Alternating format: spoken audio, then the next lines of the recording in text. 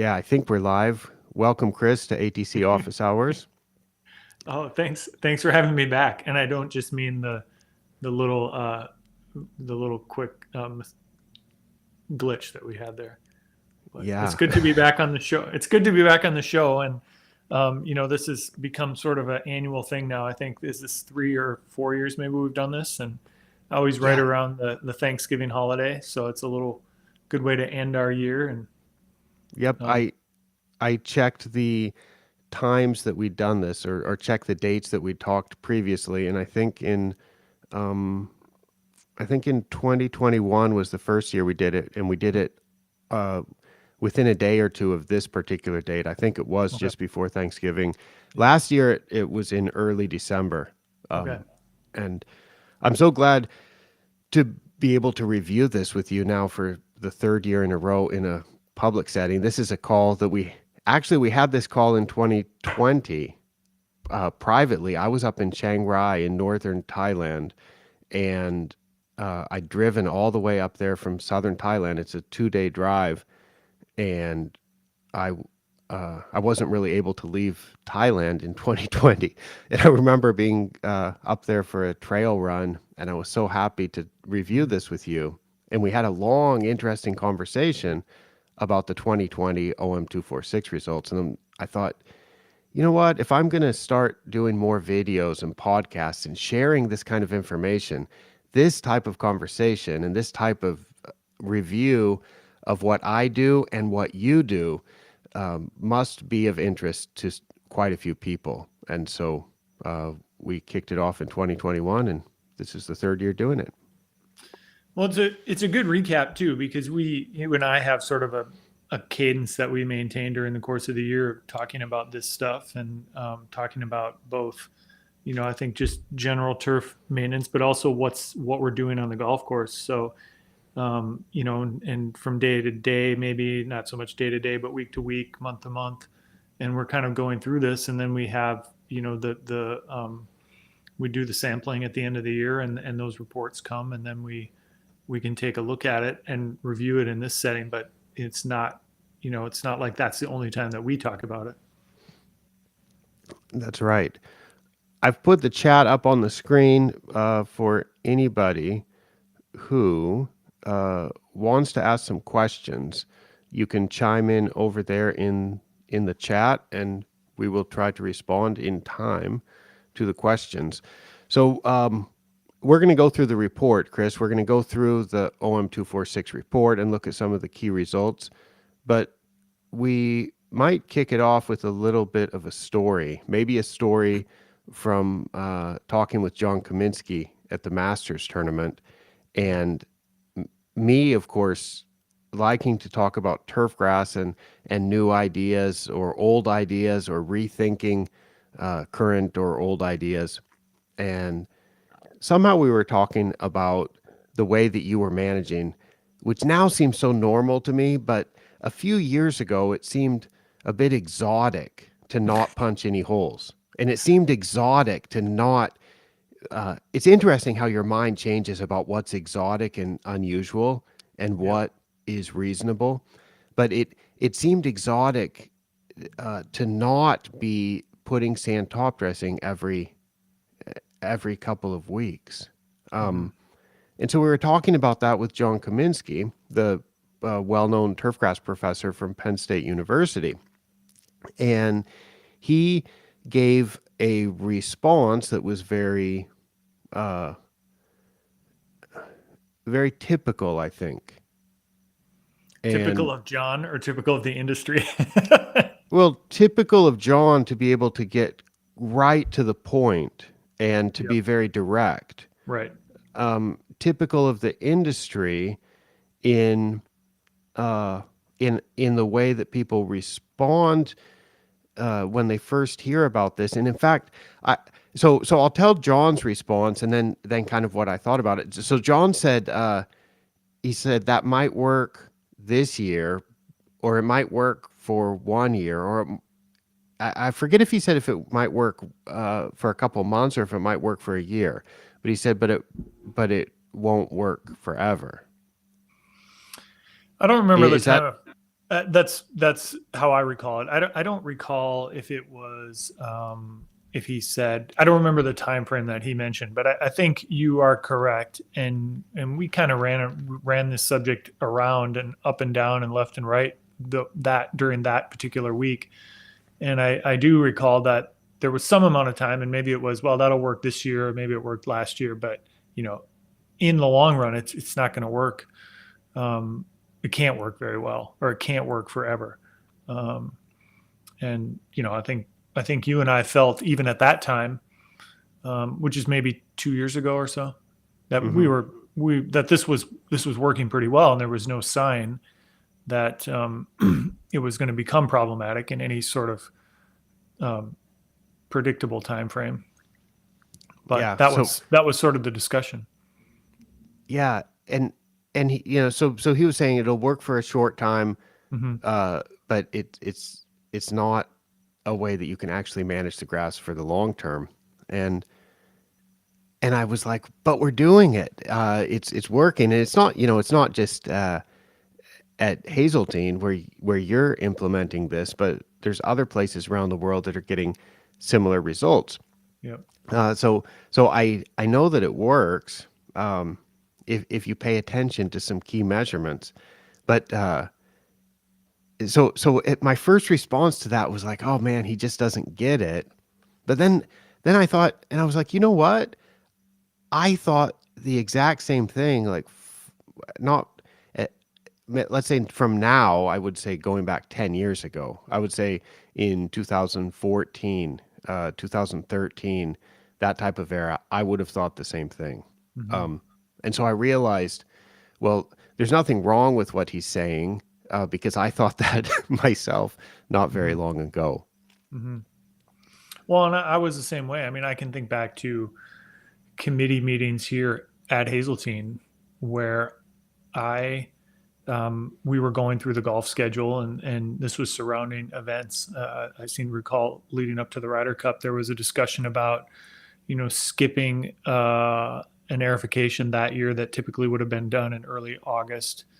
And I was just very cautious and very adamant with the group and with the committee, like, okay, if we skip this year, then we cannot skip it next year. We absolutely have to do it. We can't, we cannot. But that was the conventional wisdom speaking, as opposed to the knowledge I think that we've gained over the last 4 years speaking. Because now, next year we're going to host the U.S. Amateur, and we are going to skip aerification next year, um, leading up to the amateur. And I don't feel the need to say that to people. In fact, I'm quite comfortable saying, hey, um, we'll just do this in 2024, and come 2025, we'll analyze the data, and we'll see what 2025 brings. And um, it's worked very well. And those discussions with committees and decision makers at the club are actually pretty easy to have, when you can back it up with information. Excellent. Well, it looks like our chat is working. Randy says, hello, 6 months out of the office. The long waiting ends now. I think Randy's from joining us from Bulgaria in Europe. This timing is interesting, because I think um, it's going to be difficult for people in India, or difficult for people probably in Dubai, that type of area. Mm-hmm. Maybe those time zones. It's not really a good time, but I think it's evening in Europe, and I think it's, what would it be? Afternoon in most of North America, and it's early morning here in Japan. And Mr. Yawata is up quite early in Japan. Good morning, Yawata-san. So he's on Facebook. Randy's on YouTube. Looks like our chat is working. This is also going to be recorded as a podcast. So when we do show the report and talk about some of the charts, we will try to describe those. Um, oh, Kea Keeper is also from Japan and is joining us, also at a very early hour. That Maybe a that bit of is Yeah, that's dedication, because it's maybe 10 to 5 in the morning Uh, in yeah, Japan. Is that it's right? yeah, Yeah. yep, a lot of hard workers here. So yeah, the land of the rising sun. Yep. And Perfect. yeah, it's actually a good time in Australia too. Although I imagine Australian greenkeepers or greenkeepers in New Zealand might struggle to join us live because it is late spring there, and that's a very busy time. And if it's morning and late spring, I imagine they have a lot of work to do. So some of those people may be watching this on the recording. All right, Chris. Anything else before we jump into the report? Let's see. Jason says hi. He's from Nova Scotia, Canada. Just finished blowout in sideways rain and snow. Lovely. So we have a global audience here. Yep. So yeah, we're covering a lot of ground at this point, so that's good. Okay. Should I'm we? I'm ready. Let's dive in. Oh, okay. So we'll jump into the report. Let's see. Let's give an intro to OM246 real quick first Okay. for before we start looking at the report, just for anybody who doesn't who's not familiar with what we're talking about. Do you want to explain OM246 in your own words, since Okay. actually you're the one that came up with that witty hashtag? I am. I was sitting right in this chair. I recall we've maybe discussed this before, but for those who haven't heard, we were sitting in my office during the 2019 KPMG Women's PGA Championship, and you were sort of developing or in the early stages of doing this testing with many of your clients, as I recall. And we were talking about what OM246 is the total organic material, correct, Mike? Is that correct? Mm-hmm. That's Yeah. right. Total organic material measured in the 0 to 2 centimeter depth, the 2 to 4 centimeter depth, and the 4 to 6 centimeter depth. And I recall you asking me what would be a good hashtag for this testing and for this information. And I recall quite quickly, usually I have to think about something like that, but quite quickly, I think I mentioned, or I said to you, OM246 would be sort of, would sort of make a lot of sense. And that has stuck. So, um, but that's what it is, and it's a testing of the total organic material in those areas. We do that testing actually the last few years. We've been doing it twice a year. We do one check of the 0 to 2 centimeter depth in July, and then we do another full check of the 2, 4, and the 6 at the end of the growing season in early October. And then, and I believe you're going to show it in a little bit, your report shows a time series of how those results look and how they come in over time. That's the very first visual display of the results that I show in the reports, Mm-hmm. because I think that the time series is the most important thing to look at. And we have Stephen joining us in the evening from Scotland. Hello, Stephen. And Ufuk from Turkey. Wow, we have quite a global audience. So Yep. this is terrific. All right, Chris, I'm gonna see what the screen looks like when we pop up the report. And yeah, I'm gonna make it look like that. So Okay. we've got now showing on the screen a report that says Hazeltine National Golf Club report on total soil organic material by depth, dated October 25th, just almost a month ago. And Jeffrey Johnson, afternoon from Minneapolis. Hello, Jeffrey. Thank you for joining. You got one of these reports too. Jeff, yeah, a recent OM246. What would the right word be? Uh, Client. He's, yeah, I I think suppose he's he's a got client for you.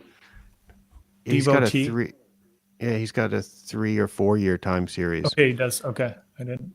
Not so Yeah. recent then.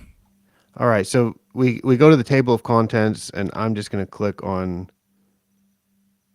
No, let's see. Let's just go here we are. All right. I'm going to make this even a little bit bigger, maybe. 200. That's too big. Maybe 200% looks good.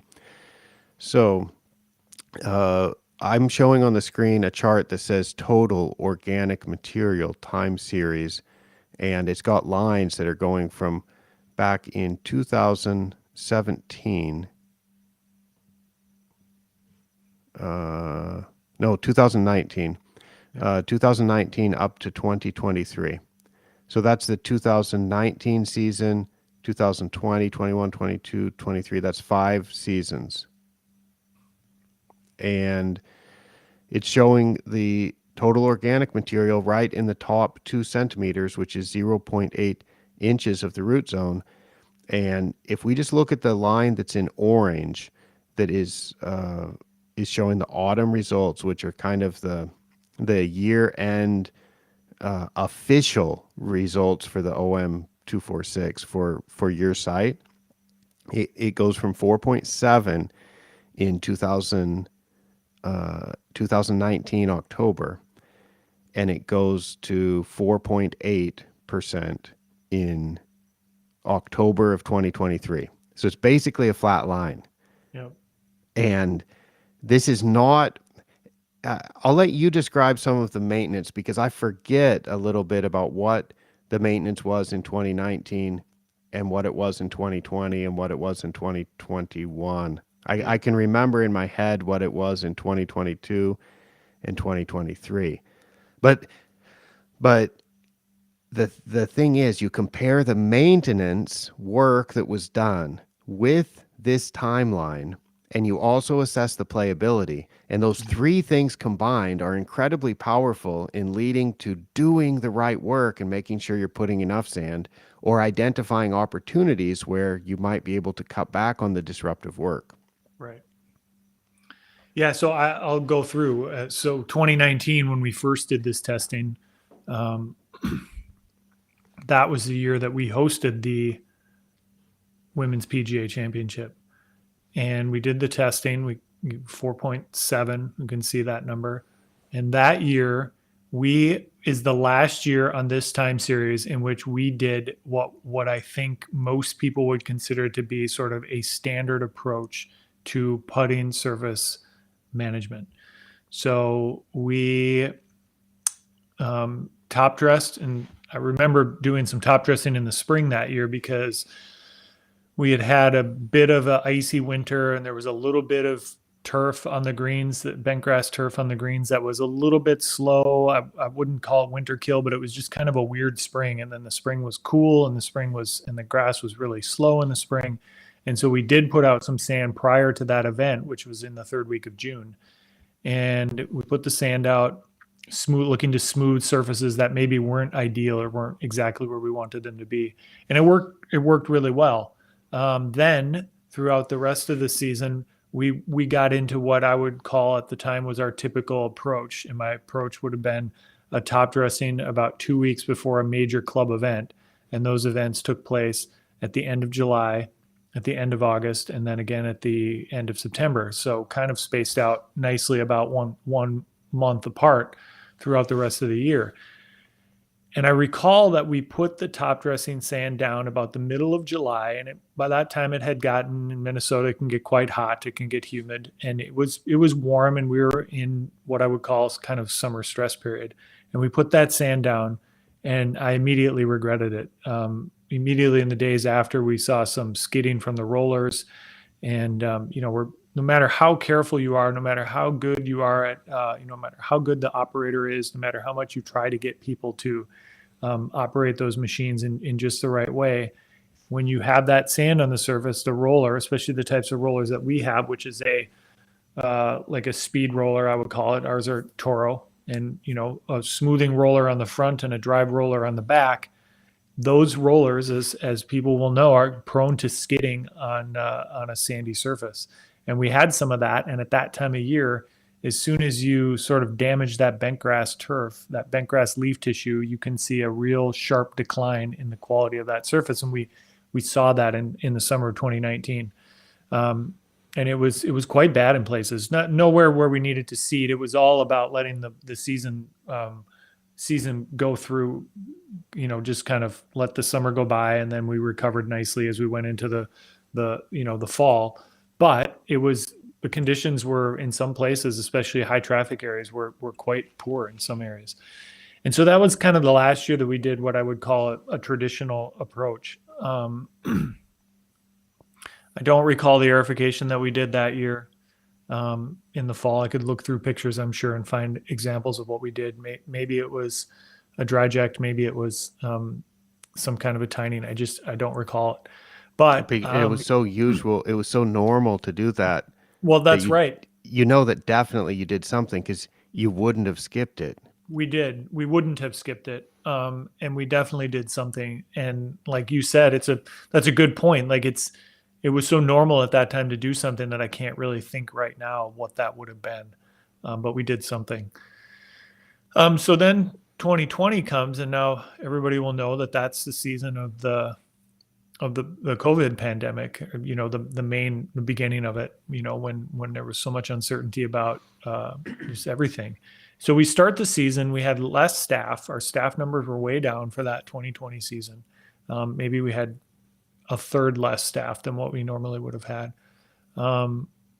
And I recall that when it came time to top dress, I just remember thinking to myself, well, this seems like a lot of work. We don't have as many people. And I can remember, thinking to myself, okay, it's time to top dress. It's time to top dress. And one of my assistants, said, oh, I think it's, be good to get a top dressing down. And I thought, I don't know that we need to. I just kept, by that time I was stimping, taking a stimp meter reading every day, and the speed was fine and the ball was rolling very nicely across the green. And I thought, why put something down? Why make life more difficult for us with this sand? And, everything is tough right now. Let's just keep going. So we did. And, the next month came, and we maybe would have been ready to do some top dressing. And once again, we decided not to do so. And, by this point, I'm starting to say, hey, this surface is really pretty good, and we haven't put any top dressing down. The other thing I noticed was we were rolling the greens we never had to take a break from a mowing or a rolling in the name of sort of stress reduction. So the what I talked about had happened in 2019, where we had seen decline after the rollers had skidded across sand. We didn't see any of that. I mean, the greens were perfect edge to edge, and we just kept rolling on. No top dressing. And, it just became obvious to me, like these, we're not seeing any decline in the leaf tissue. We're not seeing any damage to leaf tissue, any decline in the plant, because we're not putting the sand on top, and we're not rolling over sand. Golfers aren't walking over sand. And it was just, it was sort of a light bulb moment for me. And meanwhile, the playing conditions continued to just be good every single day. And we got to the end of the year, and we did the testing again, and we saw that it had gone up a little bit, and we put sand down as we typically do before the winter. But that was the aha moment, was that 2020 season. So since then, we have continued that approach right through 2021. In getting back to aerification, we did aerify again in 2020. I remember it being a kind of a half-inch solid tine with backfilled with sand. So 2020 did have that aerification event. It did. Also. We did aerify, and that was in August, and so we didn't apply any sand as top dressing. We did apply sand when we aerified. Okay, and then 2021 you did sand injection, which you thought, I'm not even going to do conventional aerification. Correct. Yep, we did a sand injection in 2021, and the healing process didn't go the way we wanted it to, and it was nothing wrong with the injection process. It just didn't go the way we wanted it to, and that was when I started to think to myself, like, what if we didn't do this? So those numbers that you see in the time series come after all that work is done. So they're at the end of the golf season. So any work, any aerification that we did is included in that number. And we saw the number stay the same as the year before. And I thought, and of course you and I are maintaining discussion, about this at all times. And we started to think, well, what if we didn't do an aerification in 2022? The membership had been sort of displeased, myself included, had been displeased with the 2021 process. And I thought, what if we don't do it in 2022? Let's see what we can do. Let's take all the data we've been taking, all the playing condition data, all the I think at that time by this time we were doing the bobble test as well. That was added to the mix. And let's see what happens if we don't do an aerification, if we don't put any holes in, if we don't backfill with sand, if we just do our winter top dressing program, and let that be the only bit of sand that goes down on these greens. So that was leading into 2021, and you can see, or I'm sorry, 22, leading into 22, and you can see the number kicked up a little bit in 22. So at that point, we decided, among a few other adjustments, kind of growth of grass adjustments, we decided that in 2023 we would do another aerification, which we did, a solid tining backfilled with sand. That was done in August of this year, of 2023, and the number ticked down just a little bit again. So like you said, Mike, it's basically a straight line. If you look at it over that much time, if you look at it over 4 or 5 years, it's basically a straight line, which is a little bit surprising, because before we started taking these measurements, we would have thought that every year you need to put sand frequently to keep the surfaces firm, to keep the surfaces from getting puffy as the season goes on. And we would have thought that you'd need to put some sand down into the root zone to keep the organic material from accumulating too much, because we have this idea in our minds, whether it's from school or whether it's from what we learn on the job or from what we learn in seminars, that I think we have this idea that grasses are thatch producers, grasses produce thatch, and that all this work needs to be done to control the thatch. And thatch is measured as total organic material. And in fact, I remember, Chris, you've got your Substack newsletter, which is like a blog. So you can view it on the web, and then you can get that delivered by email. Yep. And I'll put a link to that in the show notes when I get this recording set up as a recording. I remember you wrote about kind of what you were doing in a post earlier this year, and one of the first comments was, well, if you're not top dressing all the time, how do you deal with thatch accumulation? And that's very typical type of way to think about this. If you just have the thought that grasses inherently produce thatch. Right. But then when you actually measure it, when you pay attention to how much the grass is growing, you pay attention to what the work is done, how much sand is applied and so on, and you pay attention to how the organic material is changing in the soil, you can see what's happening at your site if thatch is accumulating or not. So in addition to what you look at or what you touch or what you squeeze in the soil or whatever, you can have some hard numbers to actually show exactly how much it's changing. And that's where I think this is really valuable, and it gets more valuable over time. Well, I think one really good point that you've made, Micah, that I think is worth bringing up is, I think there is an idea among many people in the industry that grasses, especially fine textured bent grasses, are just inherently going to produce a lot of thatch.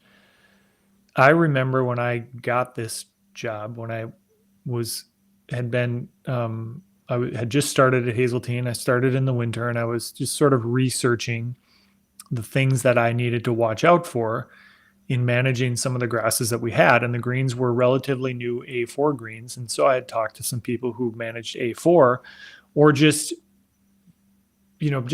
kept my ears open about as to what people were saying about A4. And one comment that was made frequently was, you have to beat it up. You have to do lots of cultural practices, whether it be verticutting, brushing, grooming, whatever it might be, to make sure that it isn't producing thatch and it isn't getting puffy. And those types of events or cultural practices really weren't part of my philosophy even back then. And I recall thinking to myself, I'm like, I would rather keep doing what I'm doing and let's see what happens to this grass as opposed to going into it with this mentality of, yeah, I've got to beat the crap out of it to keep it from getting puffy and thatchy. And it's proven to not need any of those things to maintain a really good surface. So sometimes you just have to get over this. I guess you call it the conventional wisdom if you want. We just have to get over this idea that we think something has to be done, or we think something that is the way it is, and you know Yeah, it that's what it we've requires been doing. it requires observation, and Right. and it's useful when you collect the data and look at them over time, because uh, if you just make observations and try to remember them and don't keep track of it Yeah. and look at it over time, some of the insights don't become apparent as quickly, I don't think. Right. We're constantly getting reinforced with the idea that a lot of this stuff is essential and everybody else is doing it. I'm going to be going to the Japan Turf Show today, and I expect that when I'm there, I'll see some Verticut cassettes and a lot of equipment that is set up uh, for removing thatch and dealing with thatch removal. And one of my favorite booths there is one of the tine makers uh, that has the most amazing type of display of different tines with fine Japanese steel, with deep tines and tiny tines, and um, it's it's something that I used to think was like, wow, how can we optimize this to punch more holes, remove more surface area? There's all of this reinforcement of all of this technology that's available, all of the wonderful machinery that's available to do this work is based on just this assumption that we need to do it. And in a lot of cases, we do need to do it. And if you do need to do it, then you definitely need to use that type of machinery and use the right tines and optimize what you're doing. But but at the same time, it's useful to step back and say, wait a second, what actually are the conditions on my surfaces? What is the condition in my soil? And how can I optimize this for my site? Um, Instead of just having a program, the word that I don't really like, program of work that just gets applied with the brute force approach. Yeah.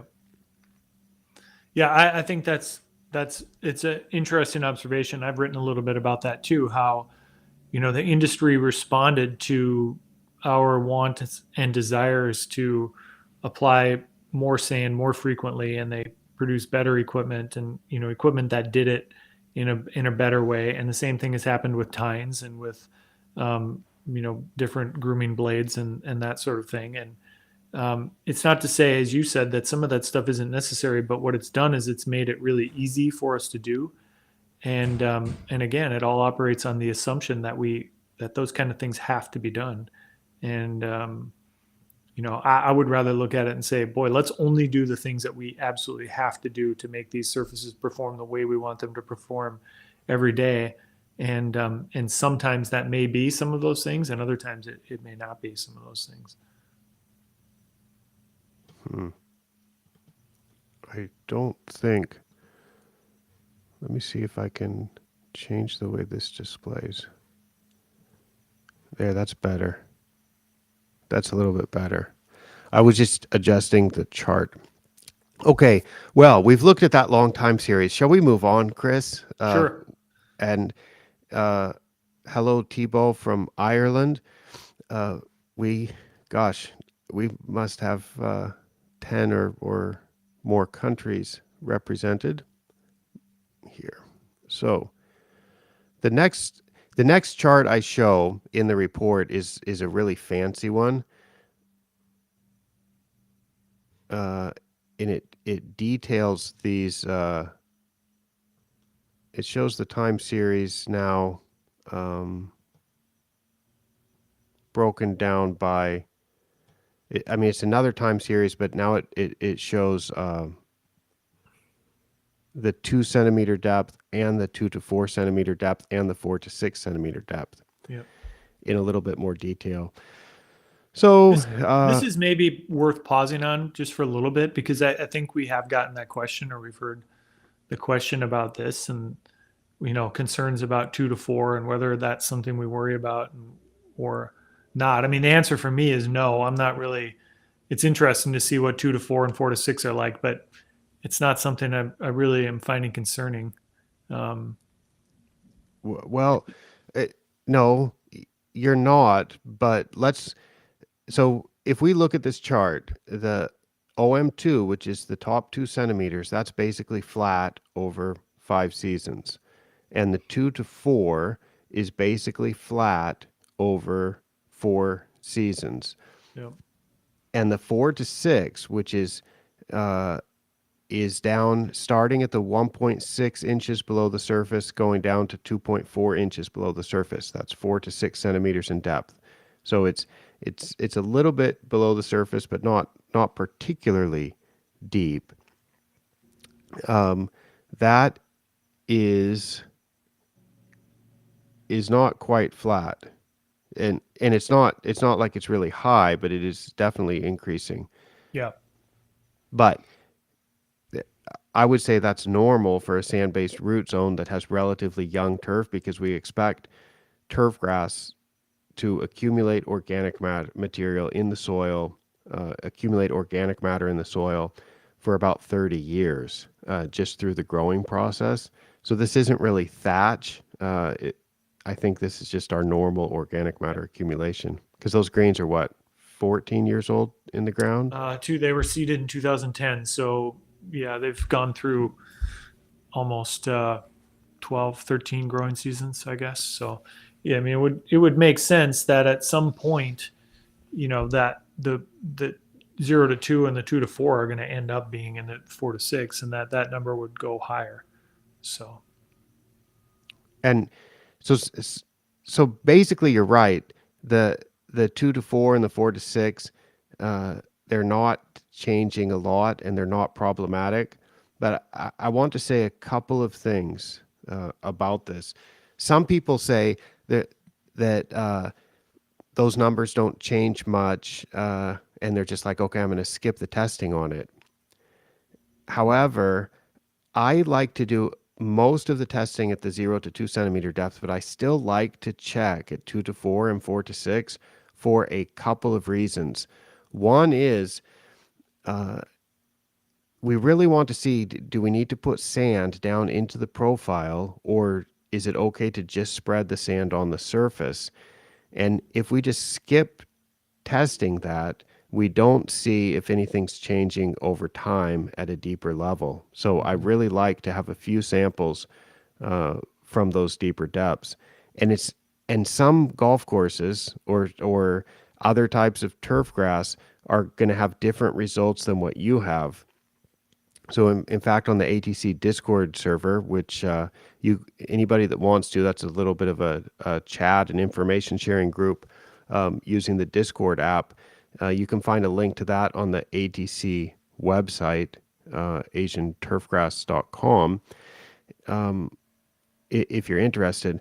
I believe it was Francois just shared from France his recent OM246 results, and he was like at three, if I remember right, it was 3 or 4% down at those depths. And he said his after a rain, his surfaces don't really dry down the way that he would expect, and he can go a really long time between irrigation, which is maybe a good thing or maybe a bad thing depending on what species of grass you're trying to grow.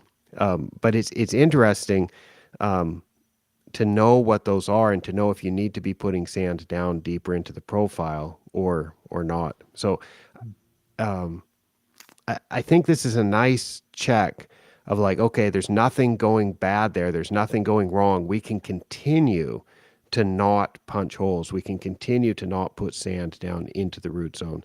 Yeah. But if you don't check it, you can't really say that with so much confidence. And I think it's it's difficult to make a hard decision about yes or no about whether you need to put sand at the surface or whether the sand needs to go down into the profile. Yep. Okay.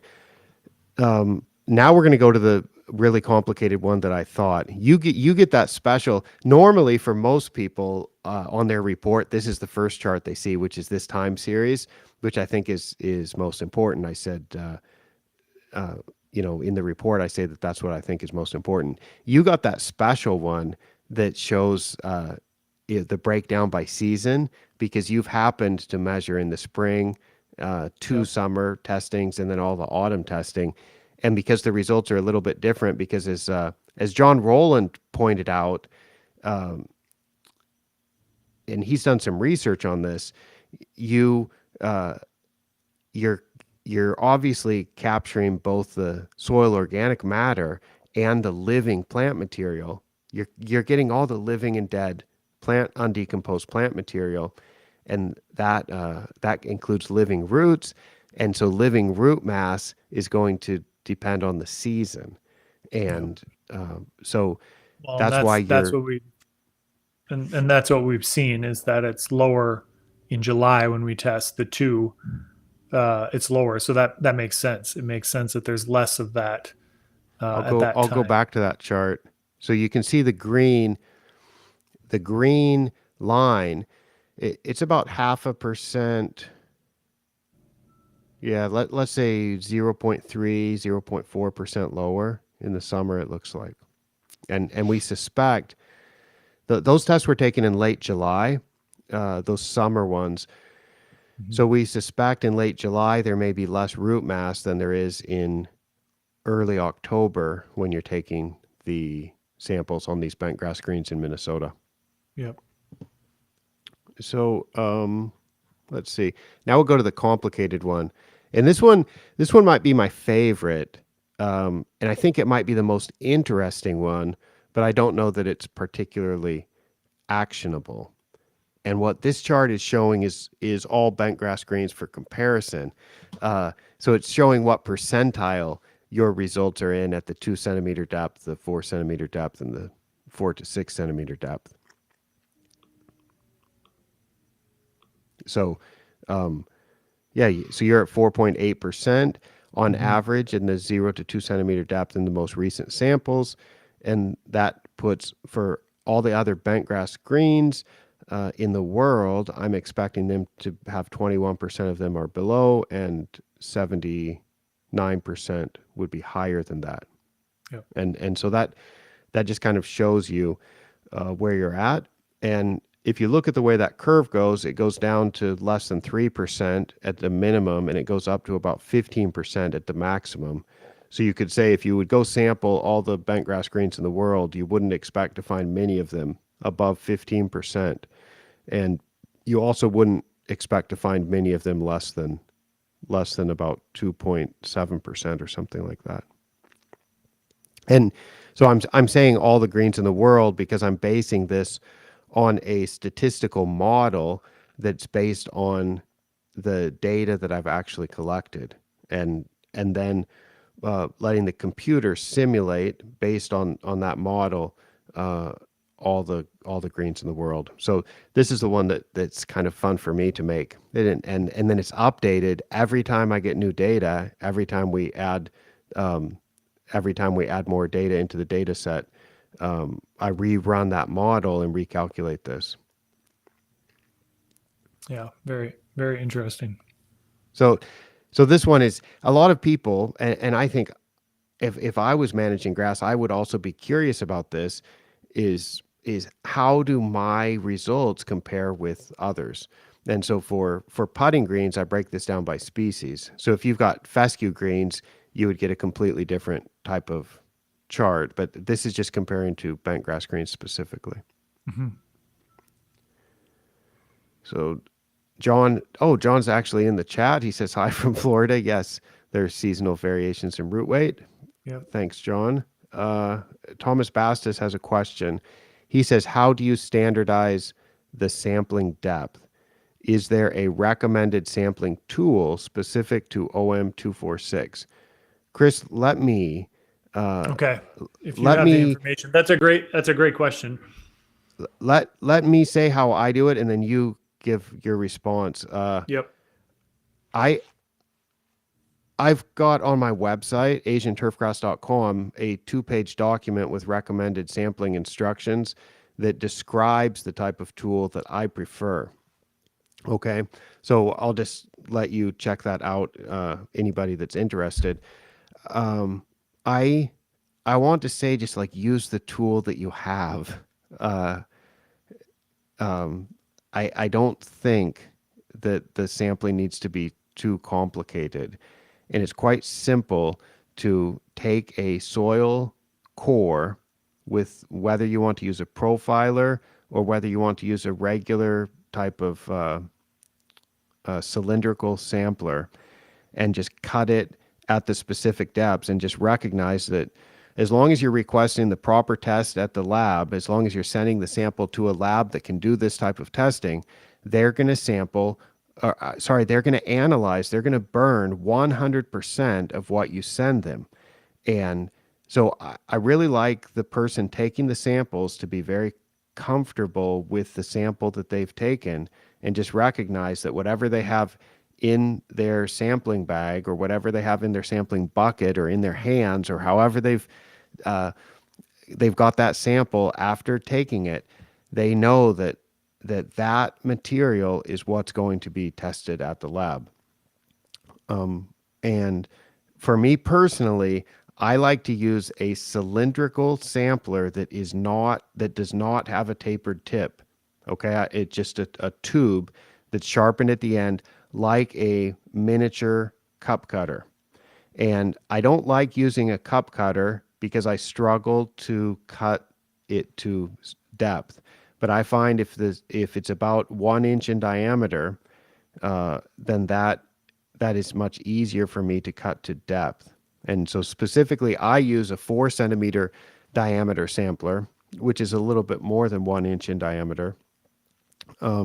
But I've at various times also used a soil profiler, a cup cutter where I just hack up the cup, the plug, and I've used 3/4 inch and 1 inch type of samplers also. Yep. All right, Chris. Now So I you have give the proper answer. yeah, I have a piece of stainless steel pipe that is about maybe a little more than an inch on the inside diameter. You recommended this to me, so it's kind of to the same specs you mentioned. It doesn't have a taper to it; it's just straight like a cup cutter. It has an outside sharpened edge so that the sharpening doesn't pinch or squeeze the sample. And then I pull it out and I lay it on a cut on just a clipboard that I have marked at the increments, or marked with 2 centimeter increments. And then I cut it I just have like a butter knife, that I've sharpened. I'll use the rotary blade sharpener to just sharpen it every year, and it cuts it quite nicely. So that's been quite nice, and it's a little bit bigger than like a standard core sampler, like a T-handled sampler that people might use.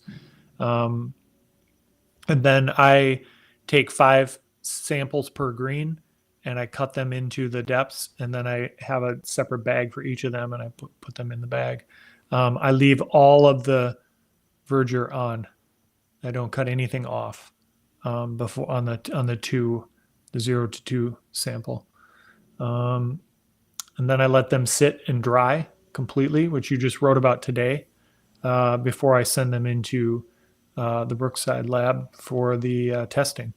It's all quite handy, and is quite a nice clean process.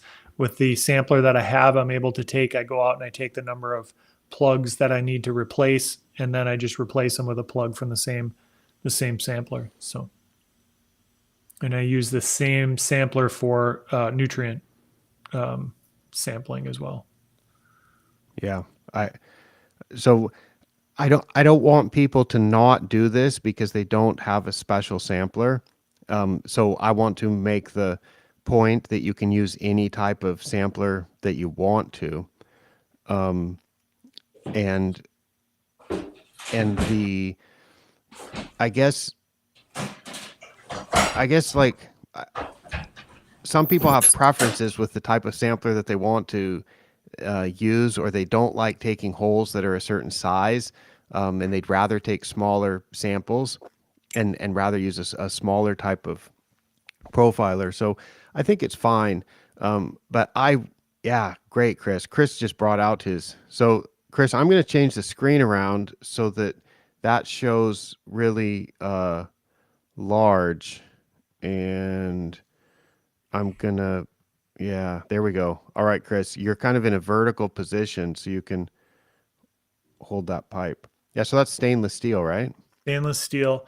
And all I did is I went to our equipment manager and I kind of told him what I was looking for, and he went and found it. He just went to a local guy that he knew who had a machine shop, and this was basically like a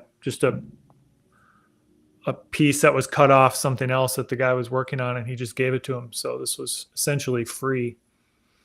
But like Micah said, don't make this the reason that you do or don't do this sampling. You should, you can do it with anything, as he mentioned. So Yeah, and I think yeah, if you read my blog or listen to me talk about this, I'm kind of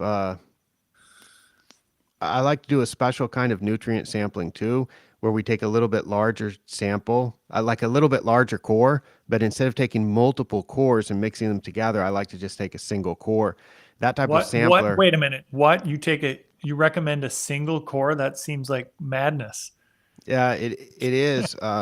So when the right people pay attention to this, I think they will rebuke me. Uh, they because this should be the most controversial thing ever, because it goes against all of the sampling instructions where you're supposed to take a minimum of 12 samples. Now we've just changed the subject to nutrient sampling, Yeah. where you're going to test for soil, potassium, phosphorus, and pH, and that sort of thing.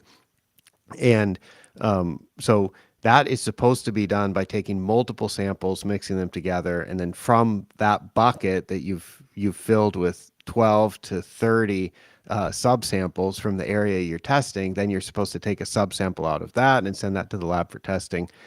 Mhm.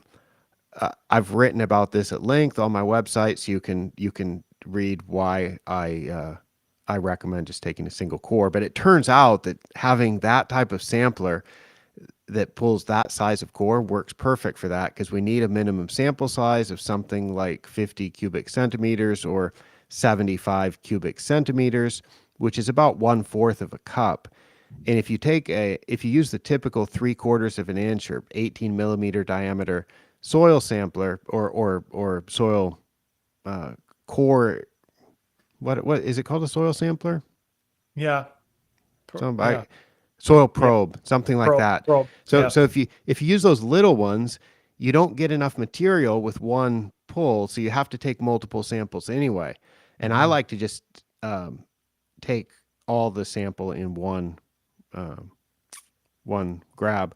So in fact, I was just at Kea Golf Club last. I was at Kea Golf Club in Fukuoka last Friday, and there was the Japan Mid Amateur Championship. I went out after the final group, um, and I collected OM246 samples from 5 greens and nutrient samples from 6 or 7 greens, and I had a couple of people helping me uh,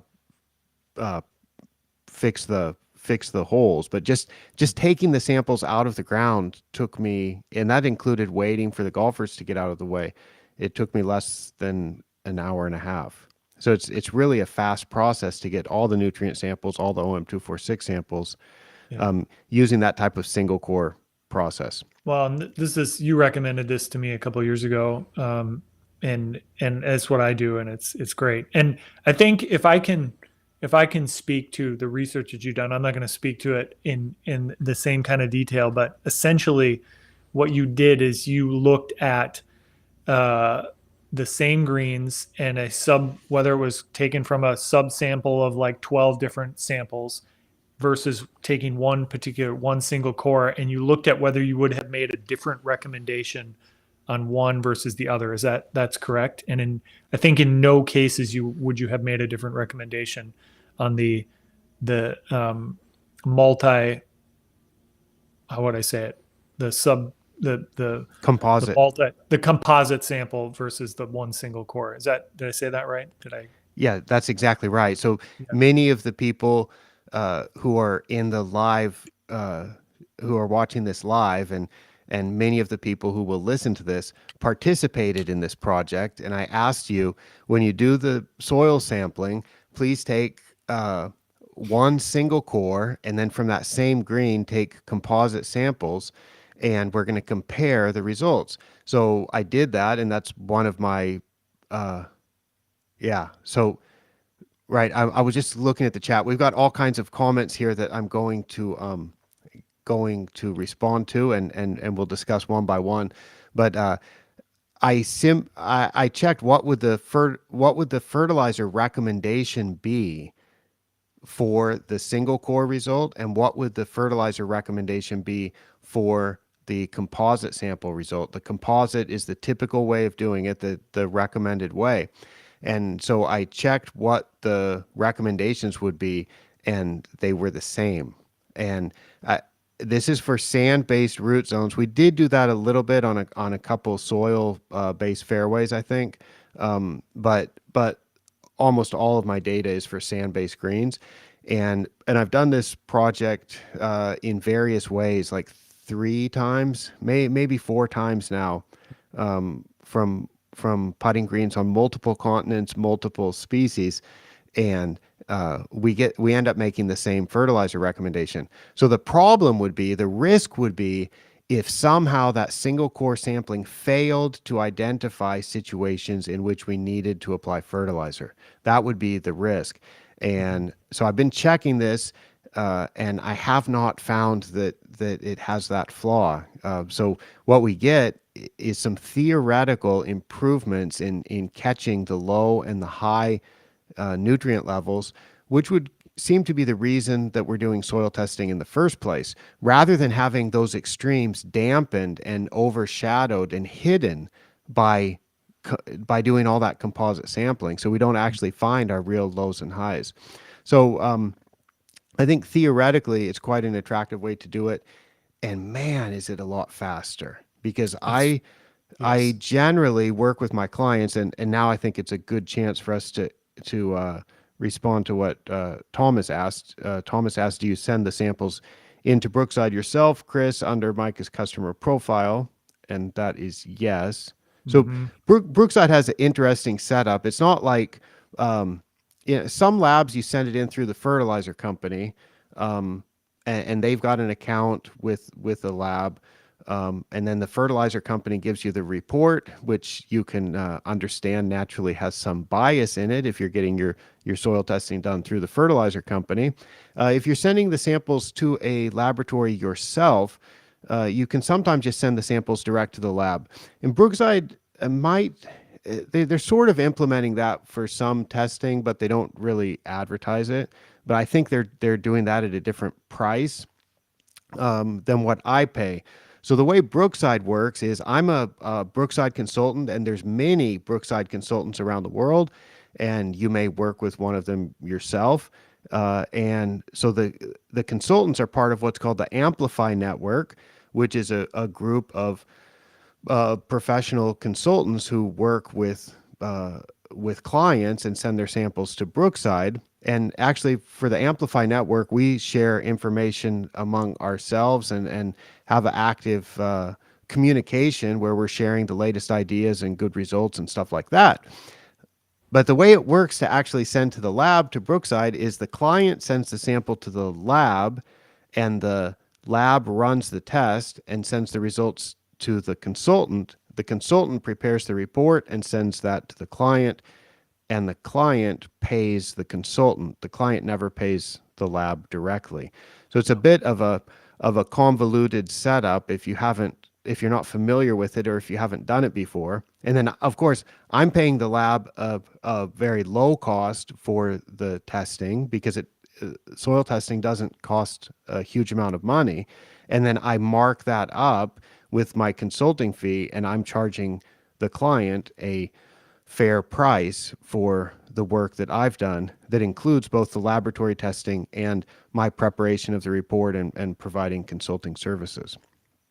So It's a that, it's a great way to do it. It's very handy for me. I mean, I will package these samples up and send them to Brookside through, the mail essentially, and within 2 days, usually they're at the lab. They do the testing, which, if anybody's had the chance to watch, if they've not had the chance to watch your little, that's about a 25-minute video, I think, of a little tour through Brookside Laboratory. I think what's great is that you've got a connection with them. You've, especially in regard to the OM246, I think you've worked with them to make sure that the testing is being done in the specific way that you want it to be done, or at the specific levels. You can speak more to that, but so that's it's quite nice. It's a nice way to do it, and it's very handy. So yeah. Let's see. All right, Stefano from Italy. Welcome, Stefano. Um, let's see. I'm looking through the chat. I'm going to try. We're taking a break from the report, and we'll answer these questions or respond to the comments uh, for a while. Let's see. Oh, Carl shared some information. Carl said for New York data, they've got their average is 0 to 2 is 6.5%, 2.4 is 3.2, and 4 to 6 is 3. Chris, with your permission, I'm going to jump ahead on the report, and I'm going to jump ahead to the table that shows the averages that's broken down by species, because this is I give a very detailed report. So let's see what that was, and we'll go look at bent POA average in my data. So that's going to be in, this is table 2, which is, these are the data summarized by species based on the 2,130 OM246 measurements from putting greens in the ATC database as of last month, as of October 25th. So if we look at OM2, the average for bent POA is 8.1 in my data. The minimum is 3.4, the maximum is 16.4, and the OM4 is 3.5, and the OM6 is 2.4. So let me write my numbers down. My average was 8.1, 3.5, 2.4, and Carl said that in New York the average is 6.5, 3.2, and 3. So that's very good information to have. I would say that you're a little bit lower than I would expect at the 0 to 2, and the 2 to 4 and 4 to 6 are pretty typical. I think that people in New York probably intensively manage the grass, and maybe they put enough sand that it just reduces that a little bit from my average of 8 to 6.5. I mean, here's a question to pose that I don't really know the answer to, but in New Zealand they recommend less than 6% in the 0 to 2. In the UK, they recommend less than 6% in the zero point 0.2. And a lot of people they really like those numbers so, uh, of like doing lots of work to try to get less than 6%. If we just look at bent POA, the average in New York is 6.5. So if we assume that the median is the same as the mean in this case, then we would say 50% of the putting greens in New York would be above 6.5%. And let's say that you'd have maybe 60% are above 6%. So that means 60% of the greens in New York should be getting intensive cultivation and sand top dressing in order to reduce the organic material. If you follow that type of recommendation, which I think that that's not really the way to do it. I don't like to set those thresholds, and I like to look at the playing performance over time, the surface performance over time. So I'm quite comfortable with being at 6.5% or even at 8%, so long as the surfaces are okay.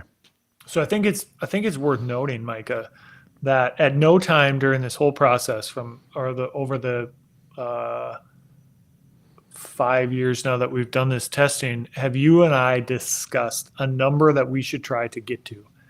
Basically, from the beginning of this testing, the question you asked was, are you happy with how the surfaces perform and what you're getting from them? And the answer has always, in a very simple way, has been yes. We're everything that you would want a good putting surface, a championship level putting surface to do, we're getting that. So we from you and I from the get go have always discussed these results from a standpoint of we are where we need to be. We don't need to be lower. We probably definitely don't need to be higher. There's no reason seemingly to go higher, but we definitely don't have to like chase some kind of number. We're at the number we're at, the high fours, and we're not looking to go to the high threes or the mid twos or something like that. So that's the way that we've been doing it. But it could be possible if somebody's doing this testing to say this is too high. It's whatever percentage that is. We're getting. You mentioned Francois in the Discord chat. Said maybe his numbers are this, and that's not to say anything is wrong there, but maybe he would decide I want to do more work to get down to a number that will give me something that I'm more happy with. But I think that's an important thing to say is that we're not chasing a number, at least in our situation. We're, Yeah, we're, we're, we're keeping it where we're at.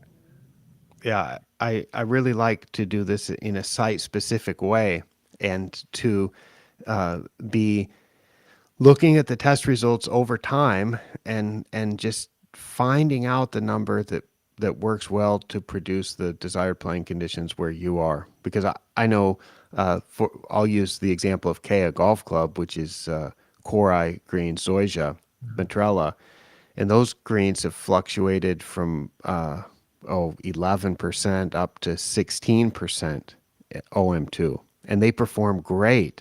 And I was there last week at the Japan Mid Amateur Championship, and this was at the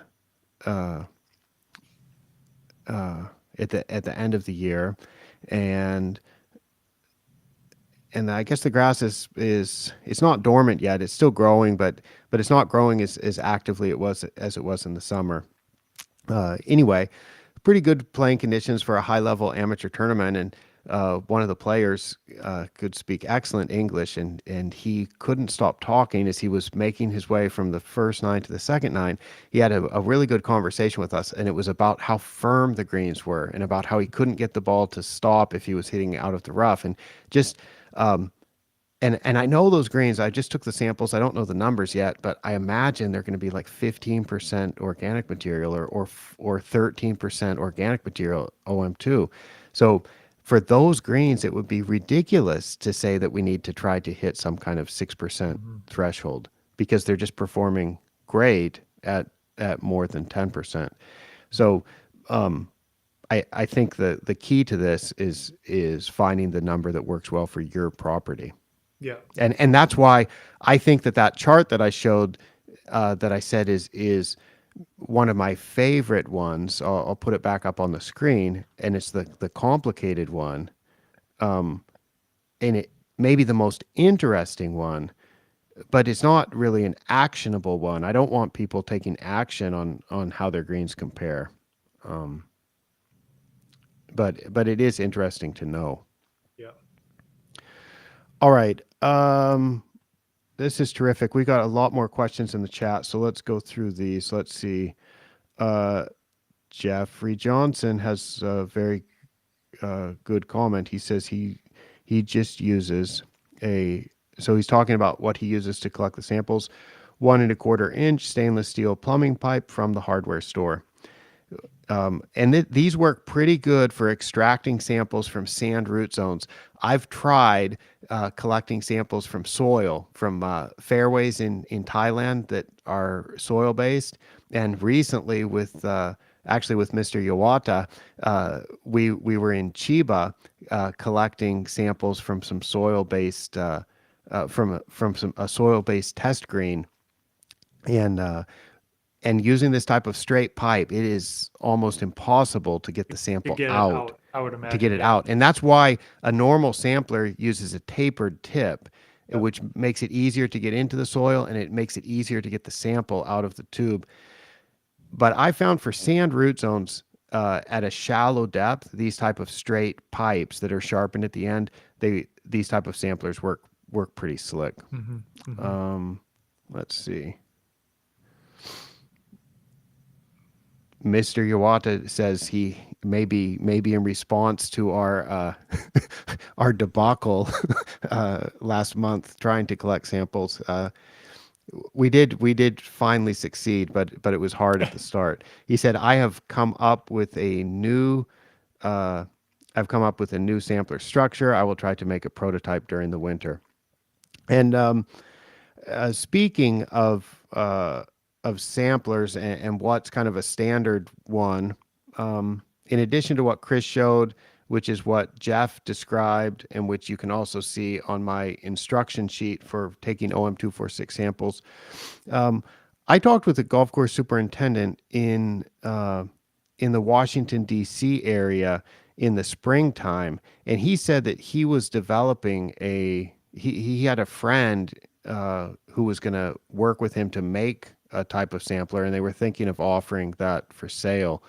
I don't know how far that project has progressed, but it may be. I'll check with him and see if that's available. That there's maybe some people that can fabricate these for you and sell you one. Let's see. John Rowland has some comments about single core sampling. Yeah, so he says, I agree with single core, especially if you can repeat measurement aligned over aerification holes. Regardless, I think it catches variability better than randomly sticking a sampler in the ground. And he also says that you need about 10 or 20 samples typically to be consistent versus one cup cutter. Let's see. So I'm not, I don't quite, uh, I'm not quite following that particular comment, John. So if you want to elaborate on that, let me know. But if we're talking about nutrient sampling, and we go back and consider this single core issue, John said he thinks single core sampling catches variability better than randomly sticking a sampler in the ground. So the idea with single core is that we have low and high spots and variation in soil nutrient levels and variation in soil pH, variation in soil organic matter.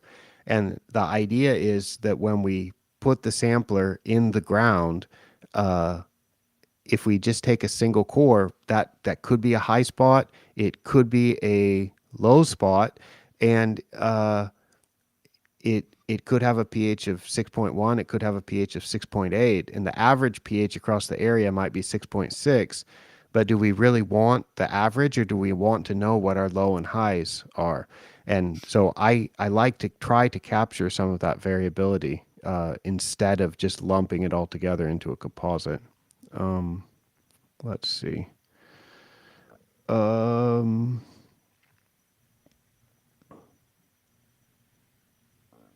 Tebow's got a question. Hi, Chris. What would be the main reasons, in your opinion, to explain how you keep those organic matter numbers at the same level over the Mhm. years with so little disruptive operations? And the next question is it related to a low fertilizer program based on your growth rate? So yes would be the answer to that. I mean, it has a it has to do with a few factors. One thing that we do pay attention to is how much, and another discussion that you and I have, Micah, is how much sand do we think needs to go down in the next year, versus based on the results that we saw. And by taking these OM246 samples at the beginning of October, what it does is our golf season ends at the end of October, beginning of November. So we take the samples, we get the results, we have a discussion about, okay, what do the numbers this year look like compared to previous years, and then how much sand. Then we can decide how much sand to put down before winter. So after we close the golf course, we will apply sand to the greens um, ahead of winter, sort of as a winter protection, but also it's an opportunity for us to put that sand down during a time when we aren't experiencing any golf. And that sand can sit there over the winter, and the winter snow and the snow melt and the freeze and the thaw can help that sand work into the canopy. So by the time we get to the spring and we're ready to play golf, we have very minimal impact from that sand. So we'll decide how much sand we want to put down, and it's related to what our OM2 numbers are like. And then also we have really sort of gotten very detailed in how we're looking at nitrogen, and that's something we've been working on over the last couple of years. Various discussions that we've had in that regard. So I've gotten more, I've fine tuned the way we think about nitrogen more so in the last couple of years. Um, and yes, it is related to growth rate and trying to find the most um, consistent growth rate throughout the course of the season. Yeah, it's not that you don't apply sand at all. It's just you're able to apply it because of your climate in a moderate amount at the end of the season. Right. Yep. And Exactly. yeah, I think it is related to your fertilizer rates this year. Um, they seem extremely low, and they're like a third of what you used to what you've applied, let's say 3 or 4 years ago. Right. Let me see if I can. Maybe a good time for me to share a screen here. Let's see.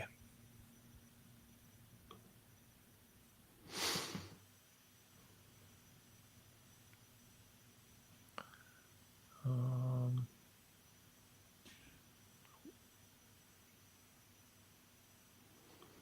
whoops. That's not what we're looking for. I'm just sharing my You screen. you're, So you're sharing you're sharing the wrong screen. that's not what It I want to do. it should pop up that like a little tab that allows you to Yeah. choose which screen, which window you want to share. I'm going to try one more time. And if it doesn't do what I think, no. I think the problem is that I have. Okay. Micah, do you want to talk about, you just wrote about this a little bit. So maybe you can talk a little bit about the growth ratio and how we've been utilizing that. And then I will see if I can get this. Yeah. So the idea is if the grass, if you're measuring the clipping volume, which I recommend is a pretty simple way. Uh, all right. You know what? I'm not even going to go. I'll just let Chris continue because he figured out how to share the Did proper I thing get on his it? Is it screen. still up there? Yeah, it's there. So Perfect. that's what you want to show. But That if is what I want to show. possible, if you can zoom in on that a little bit, it would be awesome. But if not, you can describe I should be able and tell to. people they can find it on your Oh, too much. Substack. Too much. How's that? That's that's better. Yeah. Okay. So what this is showing is the amount of nitrogen, various amounts of nitrogen. So the gray line, which goes up at the highest level in between 2 and 3 pounds per 1,000 square feet per year, is the nitrogen use predicted by growth potential. So growth potential is something that takes a look at the weather and tells. Do you want to describe it, Micah? I mean, you were a part of coming up with it, or you got much more experience with it than I do. So you probably describe that better. Oh boy, now, Micah did what I did. He used this opportunity to use the facility. So I will describe it. It basically it's looking at how much what's the weather like, and if we have good weather, like you can see it right at the beginning of the year, it went up and then it leveled off. So that was, we had a really cold period, so there was really no growth potential, and that tells you how much nitrogen the plant is probably using. It's predictive, it's not exact. And then these other the orange is the amount that was removed from our mowing. So you can see the orange line, that's the next one down, shows you how much nitrogen based on how much the percentage of nitrogen that you would expect to be in clippings. And then that's, I use a formula to tell us how much nitrogen is being removed from grass clippings. And then the blue stair step, which is below that, is the nitrogen that we applied. And then the yellow below it is another, a little bit more complicated prediction, which is done through a formula that's predicting using the growth ratio, which we'll talk about here in a moment. That's predicting how much nitrogen we should apply. So in the past, I have applied nitrogen that went much more between the was much closer to the nitrogen, the gray predicted by growth potential. And what I found in that case was when the nitrogen was at those levels, we would tend to get a little bit, I won't even call it puffy, but I might call it scuffy, like shoes at the end of the day around the hole were really kind of scuffing up the grass. And now it might be easy in that sense, and that might be something that if we saw it, and back in my previous days, I would see something like that and I would think, okay, the answer to this is top dressing. We need to top dress because we're seeing this. But what I have found is when we see that scuffiness start to show up, we can reduce the nitrogen rate and let the plants essentially sort of grow out of that desire to almost want to get puffy, or just, it just tells me that the grass is growing too much. Rather than applying sand top dressing, will reduce the nitrogen rate. So in previous years, when this nitrogen rate was much higher, we were seeing more of that sort of scuffiness during the course of the season. This year, we really reduced the nitrogen levels, the amount of nitrogen being applied, down to something much, much closer to the amount of nitrogen being removed from clippings. And so you can see how this blue stair step here almost completely matches, almost exactly matches the orange, or the nitrogen being removed as clippings. What we saw this year was a much better surface. We saw a surface that was much closer to what we would desire on a daily basis. I didn't really see that scuffiness happening at any point. I never got where I felt like, that was a problem.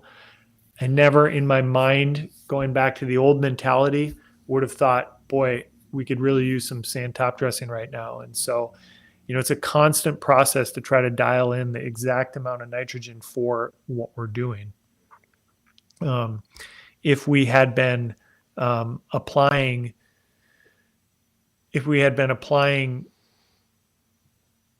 more nitrogen, just in an extreme sense, this process probably would not work. if we always applied an amount of nitrogen that was something like this gray here. Yeah, We would. and and next year you might have to apply a little bit more, but we'll just see about that, Yep. Yep. or you'll see about that.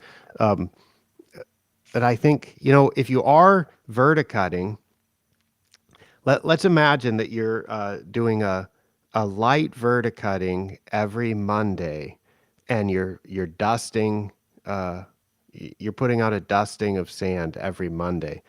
When you're doing that, then you have to maintain a certain growth rate for the grass to recover from that, and that requires more nitrogen, which produces both above ground and below ground organic material.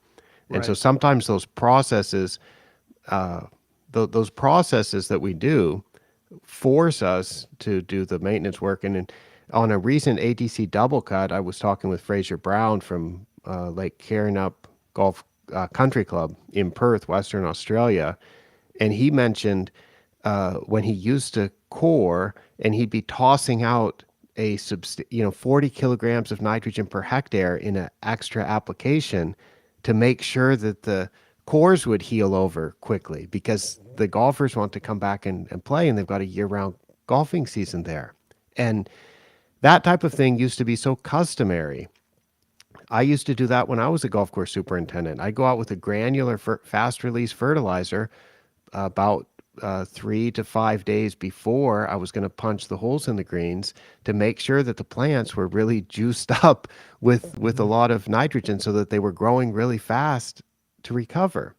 And that, I think, actually, if you work through the math, that produces more.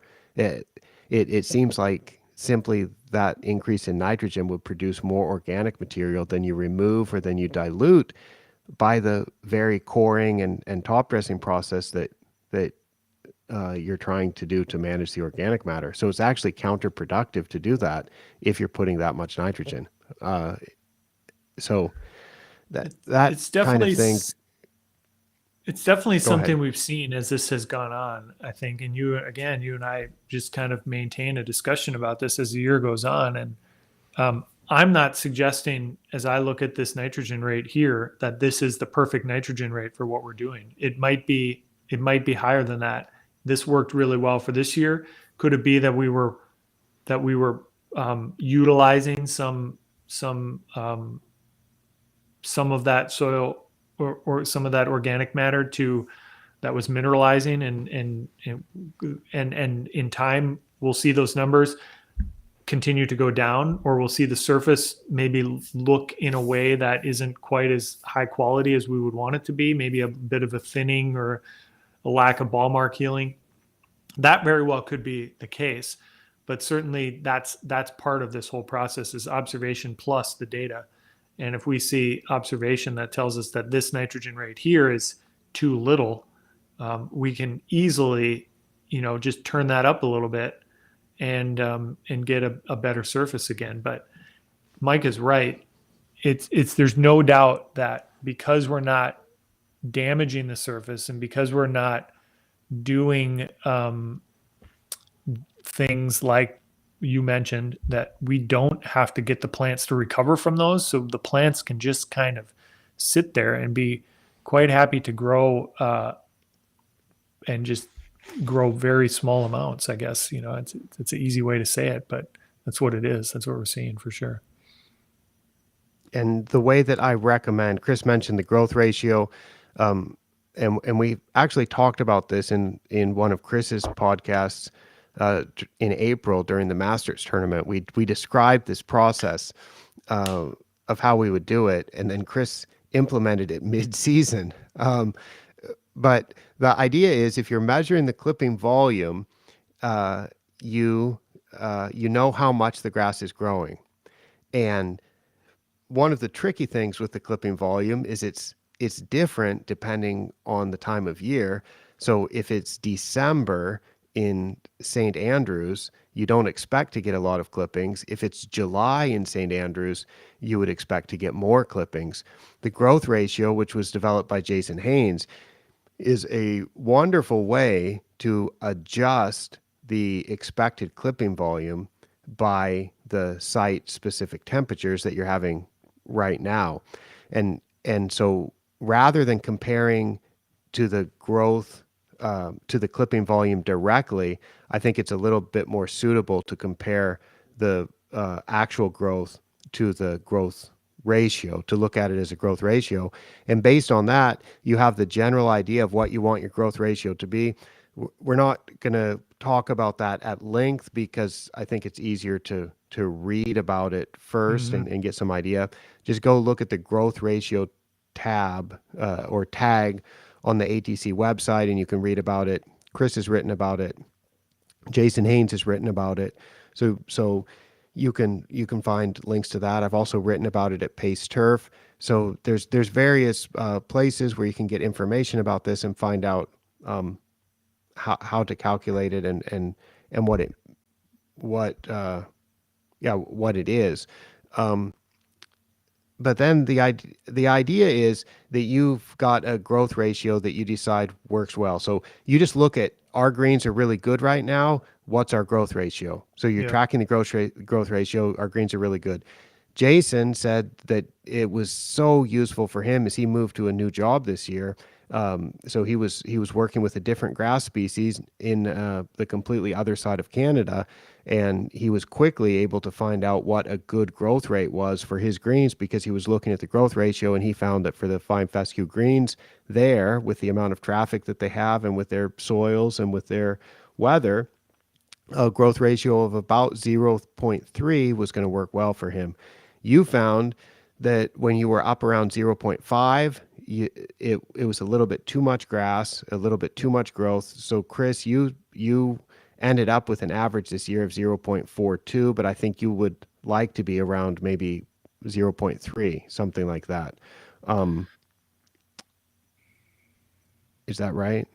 Yeah, no, that's exactly it. And I would also, as Micah did, encourage anyone to go and read about this a little bit more. It'll give you a little more context to what we're talking about. So if you feel like you're confused, um, do some reading on it. Come back and listen to this part again. But it is I do think we can find a number, a growth ratio number that is right for our situation, for our type of grass, and will help us sustain through a season, which is really great conditions. And just sort of when we had a period in late June when uh, we have our member guest tournament, and the growth ratio was quite high during that period. It was up above 1, which is, as Micah said, I'm striving for point 0.3, and we really weren't getting, or we're having to work really hard to get the type of playing conditions that we wanted to have. And I wasn't 100% happy with the surfaces during that period because the grass was just growing more than it should have been growing. Probably nothing golfers notice, probably nothing that a person, even a turf manager walking onto the greens, would have noticed. But having this data and being on the greens every single day, it's easy for me to say, yeah, that number, that growth ratio, the amount of growth we had at that period is too much, too high. And And so the nice thing about this is knowing what your desired growth ratio is and then knowing what your actual growth ratio is in real time.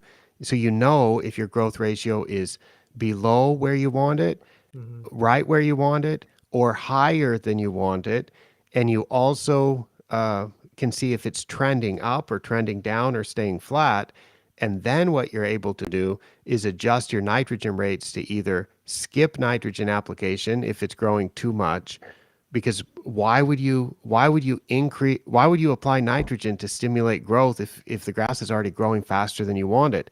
Right. Or if the grass is not growing as fast as you want it, you can increase the nitrogen rate. So there's some simple equations that I developed to easily automatically make that adjustment based on the growth ratio and based on how much nitrogen you think is typical to apply for your grass at your site. And it all is kind of self-correcting and self-adjusting, because then you're getting the feedback on how the grass is growing in response to the weather that you're having. And the next fertilizer application, you adjust it again. And so the idea is that you'll converge on the desired growth rate. Yeah. And so that's kind of what you've been implementing. And that seems like a pretty efficient approach. And it sounds complicated if you haven't ever heard of it before. But once you wrap your head around it, you realize it's kind of a sensible way to approach fertilization. Yep. Yeah, that's All a good right. way to Well, say it. And yeah, you've summed it up well. so there are a huge number of excellent comments. Let's see. Stephen Henderson, I'm going to bring up your comments, Stephen, about the 6% number. That's really good. He said under 6% organic matter in the top 2 centimeters in the UK helps to manage grass species without chemicals to get rid of POA, etc., that are without chemicals that are available in other countries. Mhm. So that's a really interesting comment. And uh, maybe you can't manage good POA greens at 5.5%. It could be that just getting the total organic material low enough is going to favor fine fescue and favor uh, brown top bent grass or creeping bent grasses, and they can grow in that kind of environment, but maybe Poa annua just doesn't. Well, and it may also be that if the OM is at that sort of level, the amount of nitrogen being applied, being utilized, is not going to be enough for the POA to be uh, the Mhm. dominant species. That's a quite likely there's something connected there. Yeah, so that's a good point. I want to mention one other thing about species and about coring.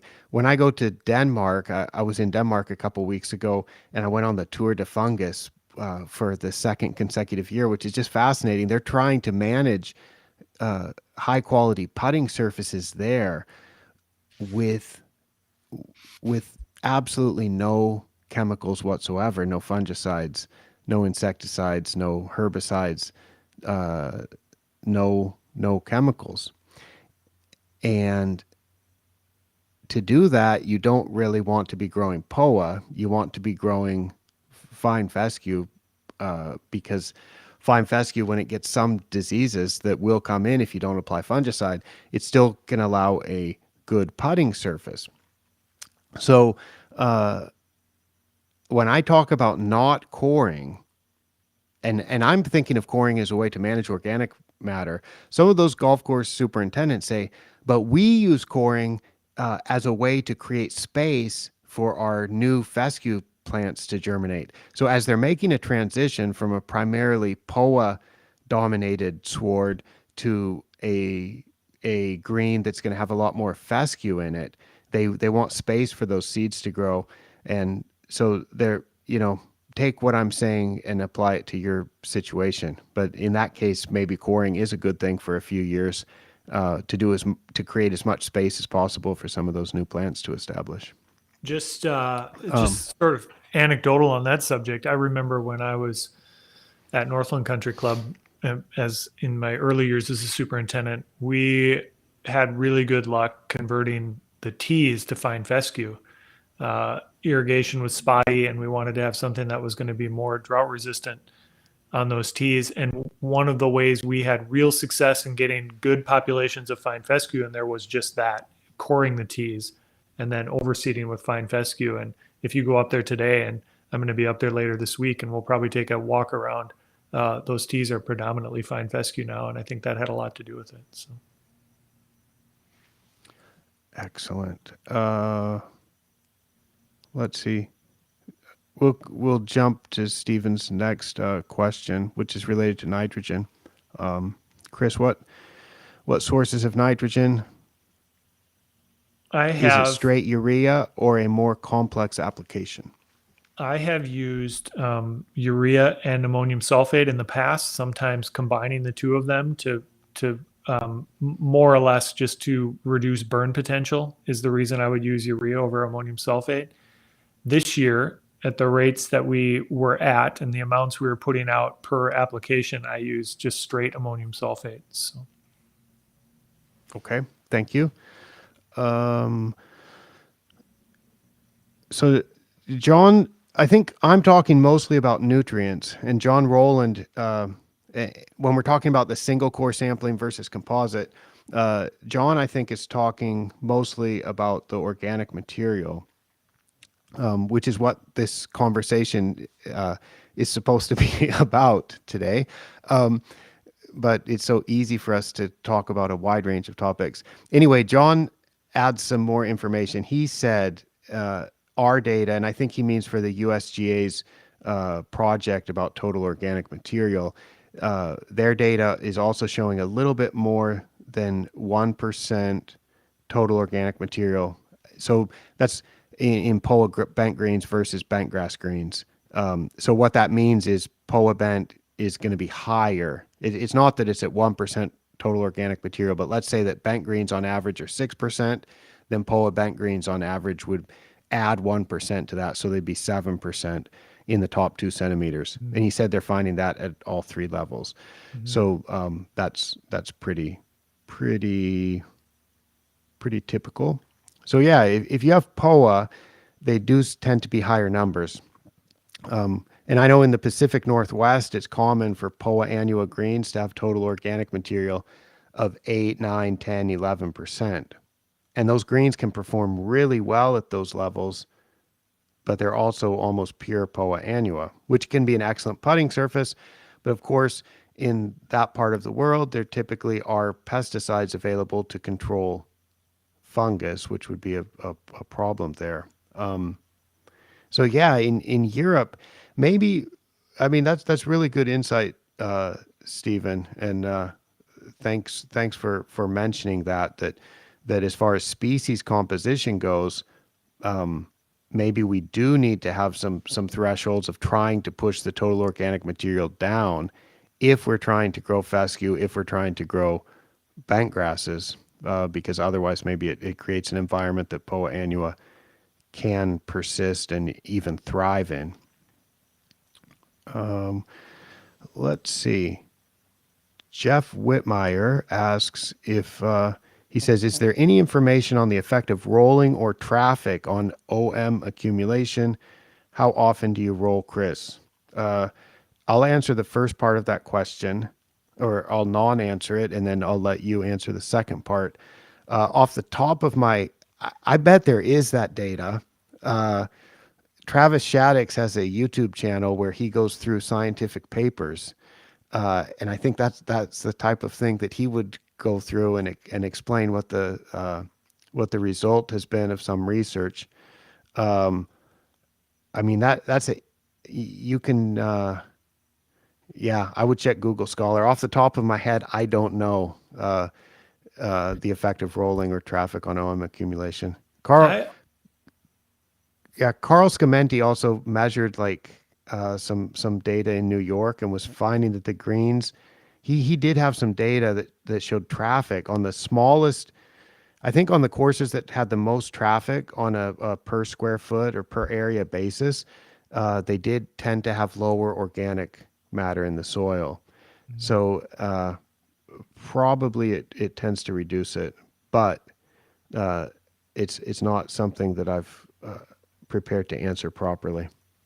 I mean, just, and a lot of people could probably recognize this or nod along to this comment because we have practice screens on the south end of the golf course, south end of the practice area at Hazeltine that are more or less target greens, not quite targets, but they're getting balls hit to them, and they're not having golfers come up and spend a lot of time walking around them. They're not getting played on like a regular green, and they're not getting putted on because they're not really a putting green. And those greens, despite the same maintenance programs as the greens on the course, are definitely, they're softer, and they definitely, we do test the OM, we do the OM 246 on those greens, and it's higher on those greens. And the only real thing that those greens don't get is traffic. And so we try to even roll. Sometimes the rollers, they'll get to the end, and if we're being pushed by golf or people have already started practicing on those greens, sometimes the rollers, which are basically the last thing to come off the golf course each day, will skip those greens. So they don't tend to get rolled as much. But I think we could all think of nurseries that we have, stuck in the corner somewhere that probably tend to be softer and have more organic matter than the golf course greens. So there probably is some impact to rolling. We roll greens almost every day. I haven't counted. I usually keep track of how many days we don't roll in the season because it's easier than how many. And I think that will be under 10 for the golf for the time from the time we're open until the time we close for sure. Under 10. Yeah. Under 10 that we do not roll. I see that Micah's screen is frozen. So that probably means that he had some kind of a crash on his computer. So I'll just I'll keep going because he will probably restart and come back.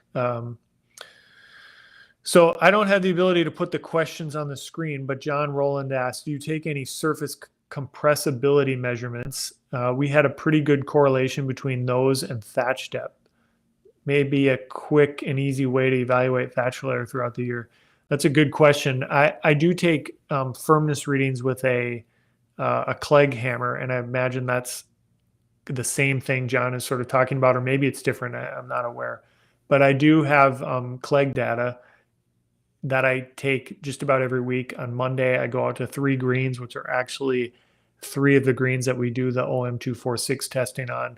And I will measure the water content, the VWC, with a TDR. I will measure that. And then right over the top of it, I take the reading with the Clegg hammer. John says, yes, a light hammer would be best. So I do have the red American version of a Clegg. It's an older one. And it has, I think, a 50 gram, I think it would be, head. And it's flat. It's not the domed head that would represent a golf ball. So, but I do have that data from the last 3, maybe 4 years, I think. And it's generally stayed pretty consistent. That's another just check. It's along with green speed, along with the bobble test, along with the OM246. It's another piece of data that we're putting into our decision making, and I've never seen the firmness change, or I've never seen a real issue or anything happening with firmness that leads me to believe that we're having some kind of issue below the surface. So Stephen Henderson again asks, I've been in a few conversations that say a max of 5% OM is recommended for overseeding bents, as the bent cannot survive in those conditions. That's interesting. So I think, Stephen, maybe you're saying it has a difficult time surviving with an OM above 5%. That would be beyond my knowledge, I would say, but yeah, I can see that if you're over 5% OM, you're going to probably have soil nutrients or applications of nitrogen and applications of water that are going to be on the higher side, and you may not be naturally sort of selecting for bentgrass. And John says great with a sunglasses emoji. So it seems that maybe I have answered his question adequately. So yeah, and Stephen says spot on as well. So, well, it does seem we've lost Micah for some extended period of time, and I know that this has happened before. And then he restarts his computer or does whatever he needs to do, and he joins back in. Jeff Whitmire says Whitmire. Jeff, I don't know how you say your name. I apologize if I'm pronouncing it wrong. Thank you both for sharing. So yeah, this is fun. It's more fun when both of us are here, obviously, but it's been great to be able to talk about some of this and just kind of go through what we've done over the last few years here at Hazeltine and the success we've had doing it. Again, we started at the beginning talking about how, some of the comments we've heard are that this won't work forever. And I guess the comment I would make back to someone who who doesn't think this will work forever is, okay, so our data has shown that it's worked for 4 years. Playing conditions have been excellent, have been consistent, have not been changing, getting better or worse. Well, if anything, they're getting better. And then the data that we're taking of the OM is not, the organic material is not changing. Essentially, it's been flat over 4 or 5 years. And so the thing I would ask is, when does that change? And at what point do we get to what will tell us this isn't working? That's the question I'd ask for anyone who would wonder, if this can work for over the long haul, because 4 or 5 years is obviously not forever. It's not 10 years. It's not 15 years. But again, there's no trend in any of that data that would show that this isn't working or isn't going to work, or at some point it's going to stop working. So I don't think it's going to be a situation where our conditions fall off a cliff. I don't think it works like that. And I do think that if we see some sort of regression or some sort of change taking us in the wrong direction, we would make adjustments well before it became an issue for our golfers, well before it became an issue for our playing conditions. We would be able to adjust to that. So that's sort of my retort. If and when somebody says, well, this can't work forever. Micah says he has messaged me and he says he has no audio.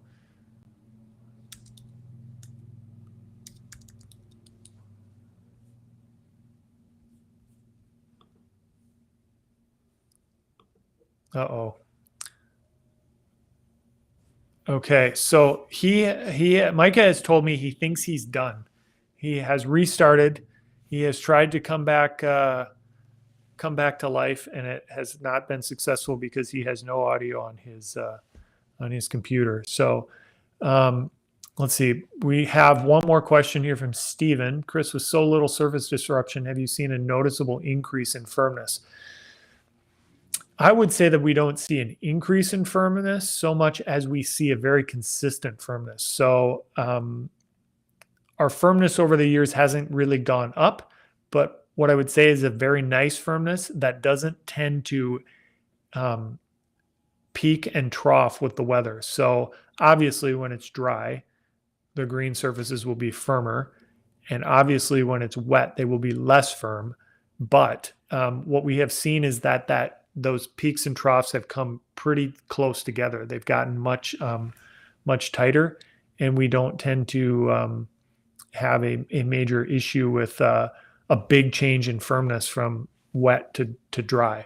So what I would say is I would describe our ball marks as sort of non-displaced. Like we usually don't see the ball will hit, and we usually don't see soil. It usually will just it'll dent or slightly push the grass, but we don't see like we've all seen where the ball hits and maybe due to spin, it like kicks the turf out or kicks a little divot out. We definitely don't see that. So I think we've just had a very nice, consistent firmness. The balls, I would say on our greens, if you're hitting out of the rough, you have to really think about your distance control because you're not likely to be able to stop the ball on the surface out of the rough. You'll have to think about what's going to happen. And then out of the fairway, you don't usually see balls spin back on our greens, even with a very good playing membership. So yeah, that's a great question, Steven. Okay, we've been going for an hour and 53 minutes, hour and 54 minutes, and we've lost our host. So I think I want to thank everybody for joining in. Now Micah has said, keep going. I'm going to restart my machine. So, okay. Well, I'll keep filling in. Stephen, yes, thank you. I'm glad I could answer that question. Again, I know another area in which, there's this thought that at some point the turf is going to fall off a cliff is in regard to soil nutrients and depleting a soil root zone of phosphorus or potassium. But those who are really good soil scientists, I'll mention Doug Soldat, who's a friend and a co-presenter of mine. Doug has said, like, it doesn't work that way. Turf doesn't fall off the cliff in that way when it comes to uh, soil nutrient deficiency. You'll see a deficiency, you address a deficiency, and the turf ends up being just fine.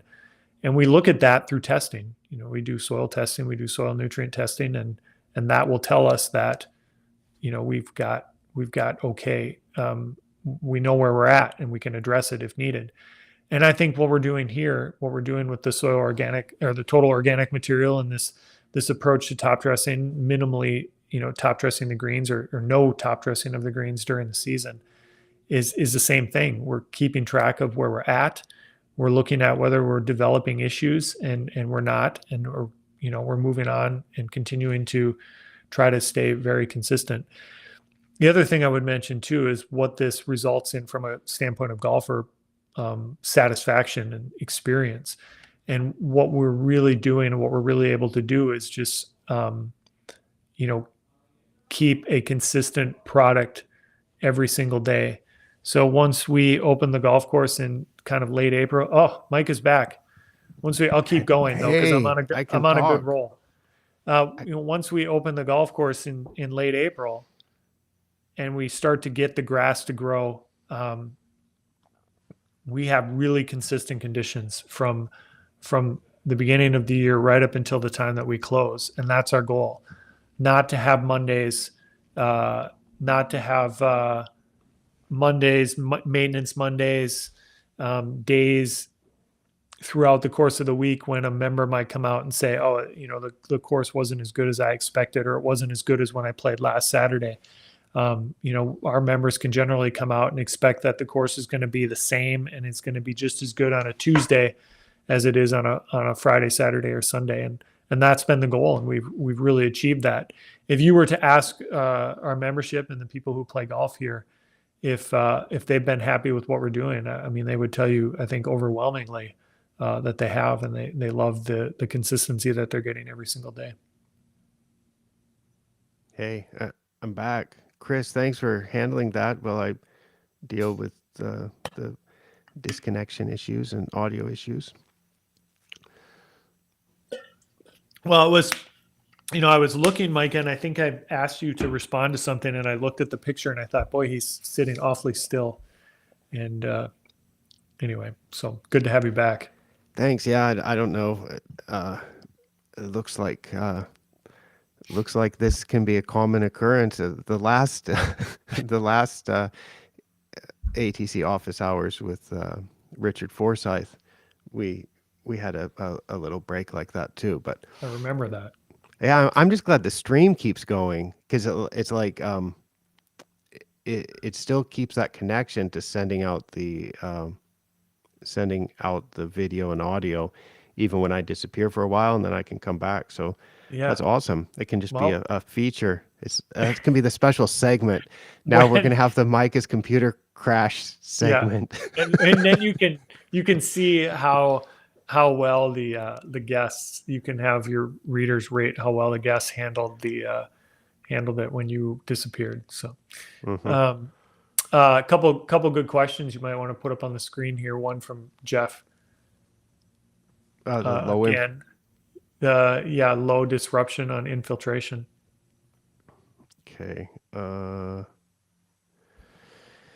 So yeah, Jeff Whitmire asked, did you notice any effect of low disruption on infiltration? Great question. Do you use wetting agents? If so, what type?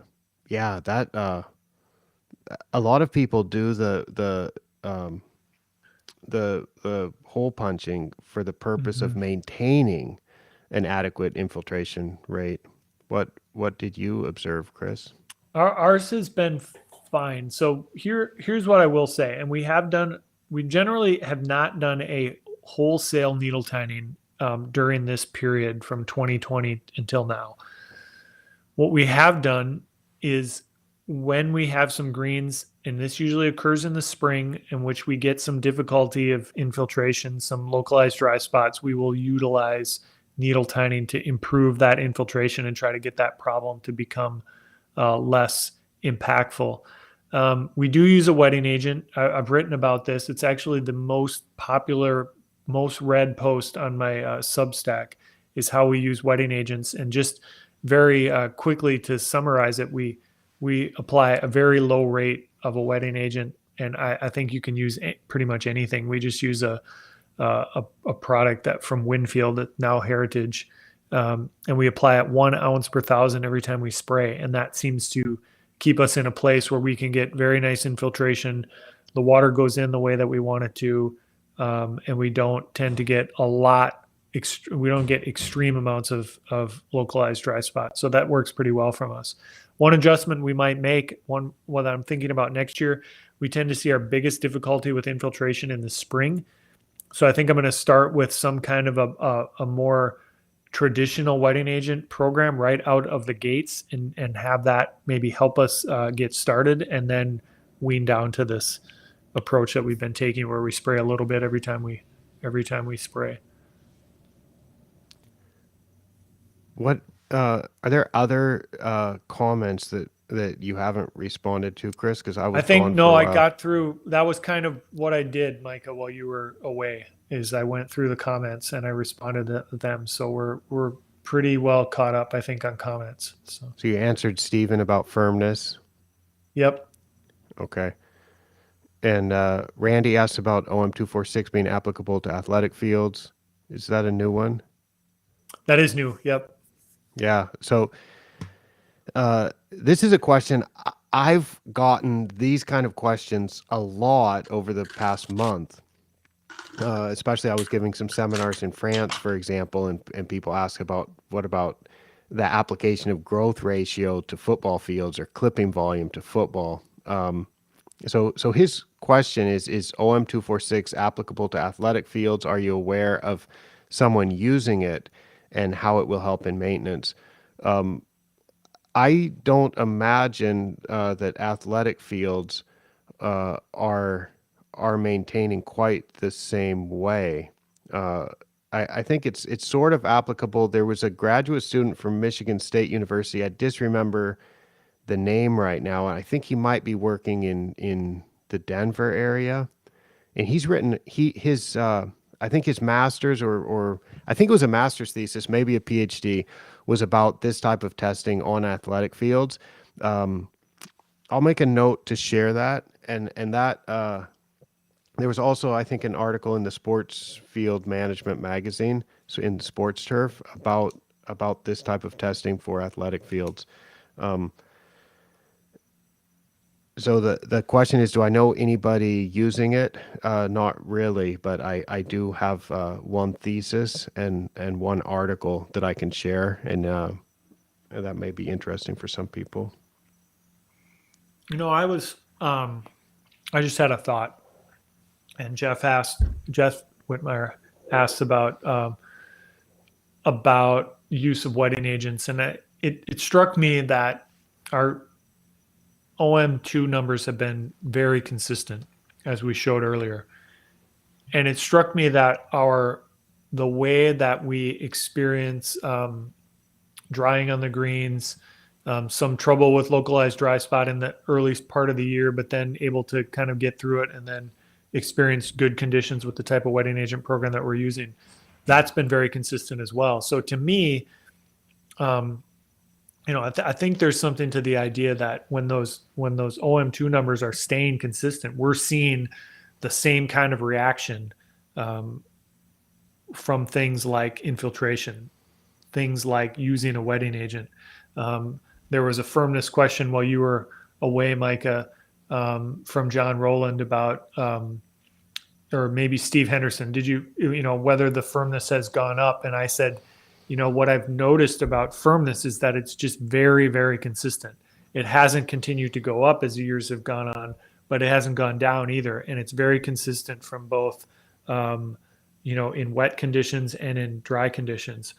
And that's what I'm seeing. And I think there's something to the fact that those OM2 numbers have stayed so consistent, and all of these things that we would think are relevant to that are also staying consistent. I think there's something to that, would be my guess.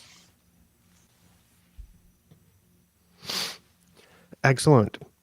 Well, Chris, this has gone on for a long time and we haven't gotten very far through the report. Should we try to skim through the report and We, we quickly? can we can skim through the rest of the report. Yes, Yeah. So, because there may be a few people out there who are sitting there saying, oh, they've talked about what are they? They're way off topic. When are they going to get back to the report? yeah. So let me see if I can open that and get that set up to share. And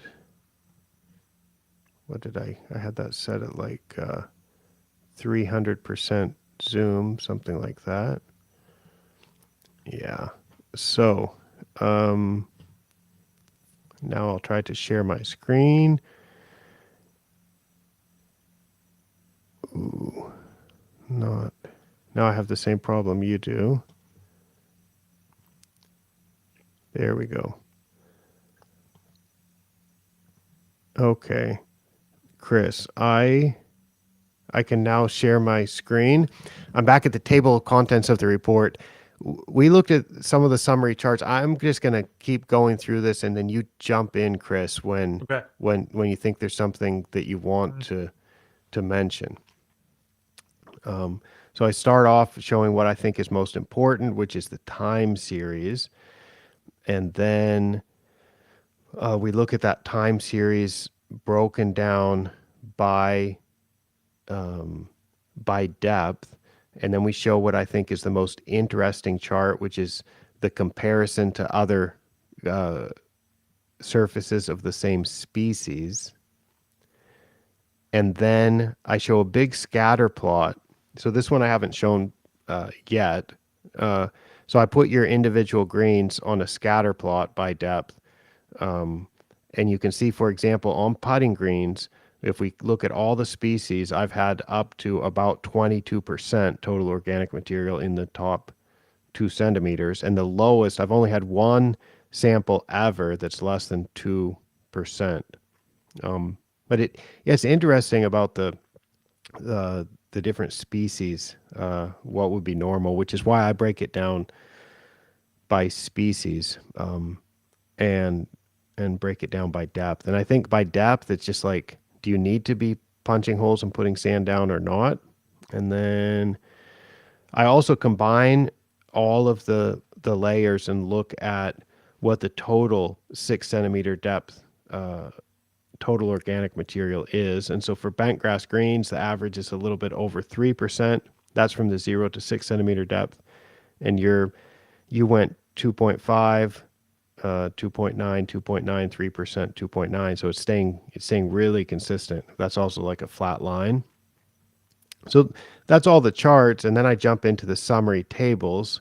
So some people like to look at tables, and you can look at what your minimum, maximum, and average was for all of your sampling dates.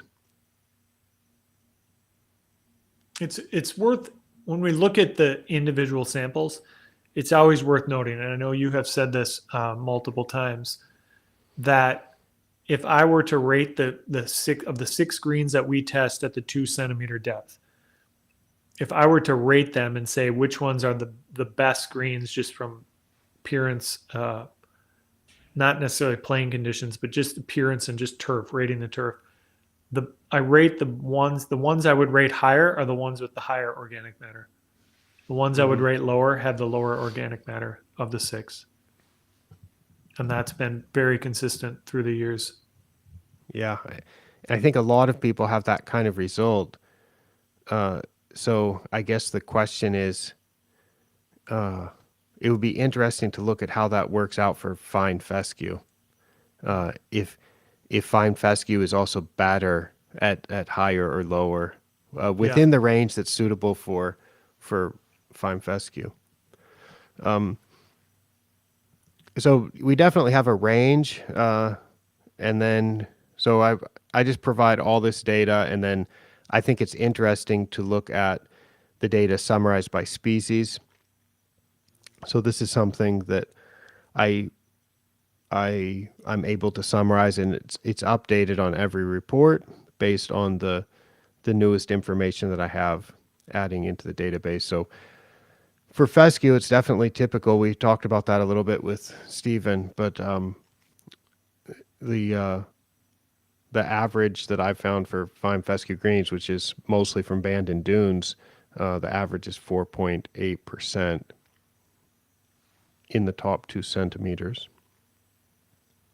And Seashore paspalum, also for me, it comes in pretty low. It's interesting in the USGA project, they don't have so many paspalum greens, but their paspalum greens were a lot higher. But the way Seashore paspalum tends to get managed in Asia, which is where I've got these data from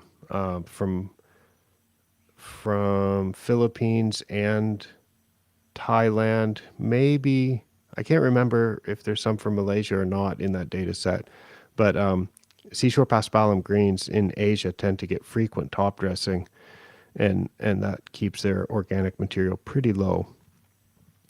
Uh, and then I summarize for the 0 to 6 centimeter depth, and then I summarize it by species for the 0 to 6 centimeter depth.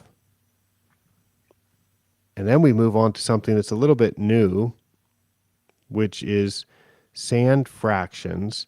And this is kind of interesting. Let's see, where's that first chart? This one's interesting, Chris. Maybe we'll talk about this just a little bit. Yeah, I think this is worth talking about for sure. So a lot of people are concerned. They're like, okay, if I don't put sand top dressing, if I reduce the amount of sand top dressing, maybe I'm going to start having fines accumulate at the surface, and very fine sand or clay and silt, and that the idea is that might need to be diluted by. Yeah, okay. Sorry, I'm going to pause that and show John's comment real quick. John shared the data, the seashore paspalum data in the U.S. They have 12% on average for the top 2 centimeters, which is just a shock to me that they come in so high for seashore paspalum. So I don't know what the difference is in management, but I've measured it multiple courses in Southeast Asia, and we just don't get those kind of numbers, which may be because seashore paspalum grows so. I mean, seashore paspalum is just the wrong grass generally for Southeast Asia, and I've written about this extensively. I think maybe it's just too hot. Maybe it just doesn't grow so well, and maybe when you get a cooler climate like Florida or the southeastern United States where seashore paspalum is used, it could be that it just grows better and it's a healthier, stronger grass, and it produces more organic material, where it's kind of struggling to stay alive in Southeast Asia, perhaps. So that's something for further study. So anyway, back to the sand fractions and fine material accumulating. Some people are concerned about that, and so I said, you know what? I really don't know if that's something we should be concerned about or not. So why don't we start measuring it? After you burn off the organic material from the sample, it's easy to pass it through a sieve, and we can then check what the coarse sand fraction, the medium sand fraction, the fine sand, the very fine sand, and so on is at very specific depths in the soil. So I thought that would be kind of interesting, and it would be interesting to track that over time. And so we have so I've started doing that, and this is the type of thing that we look at. Yeah, it's as I look at this, and you may be looking at this in much greater detail, but correct me if I'm wrong. The green portions are the USGA specs, correct? Yeah, the USGA recommendations for a method of putting green construction has, I think, table 3, perhaps. Yeah. There's a table that that has the recommended levels at each sieve size, and so the green points on this chart show that if it's within or without. So a quick glance at this to me just tells me that, with the exception of the very fine sand, we're pretty close to where we would want to be on this.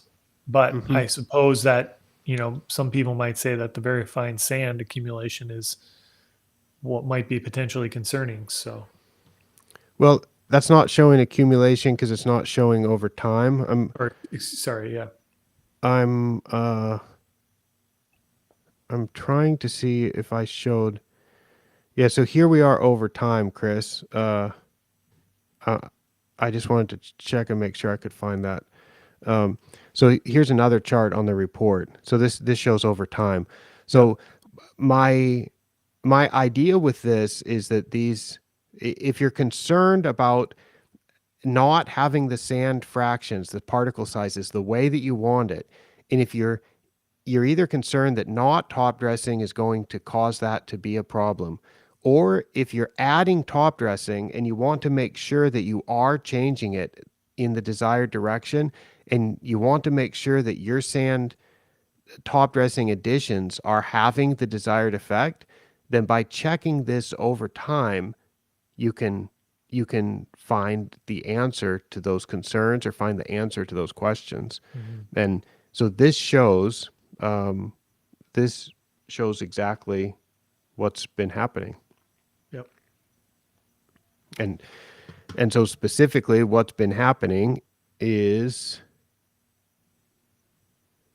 the fine gravel has stayed flat, the very coarse sand has stayed flat. Um, the coarse and medium sand is gone down just a tiny bit. The fine sand most recently went up a tiny bit. The very fine sand has been trending up just a little bit. And the total fines only most recently in October, it popped up above the recommended amount. So, mm-hmm. but the it seems almost certain that with the sand that you've applied this autumn, that it's going to bump back down into the desired range. Yep.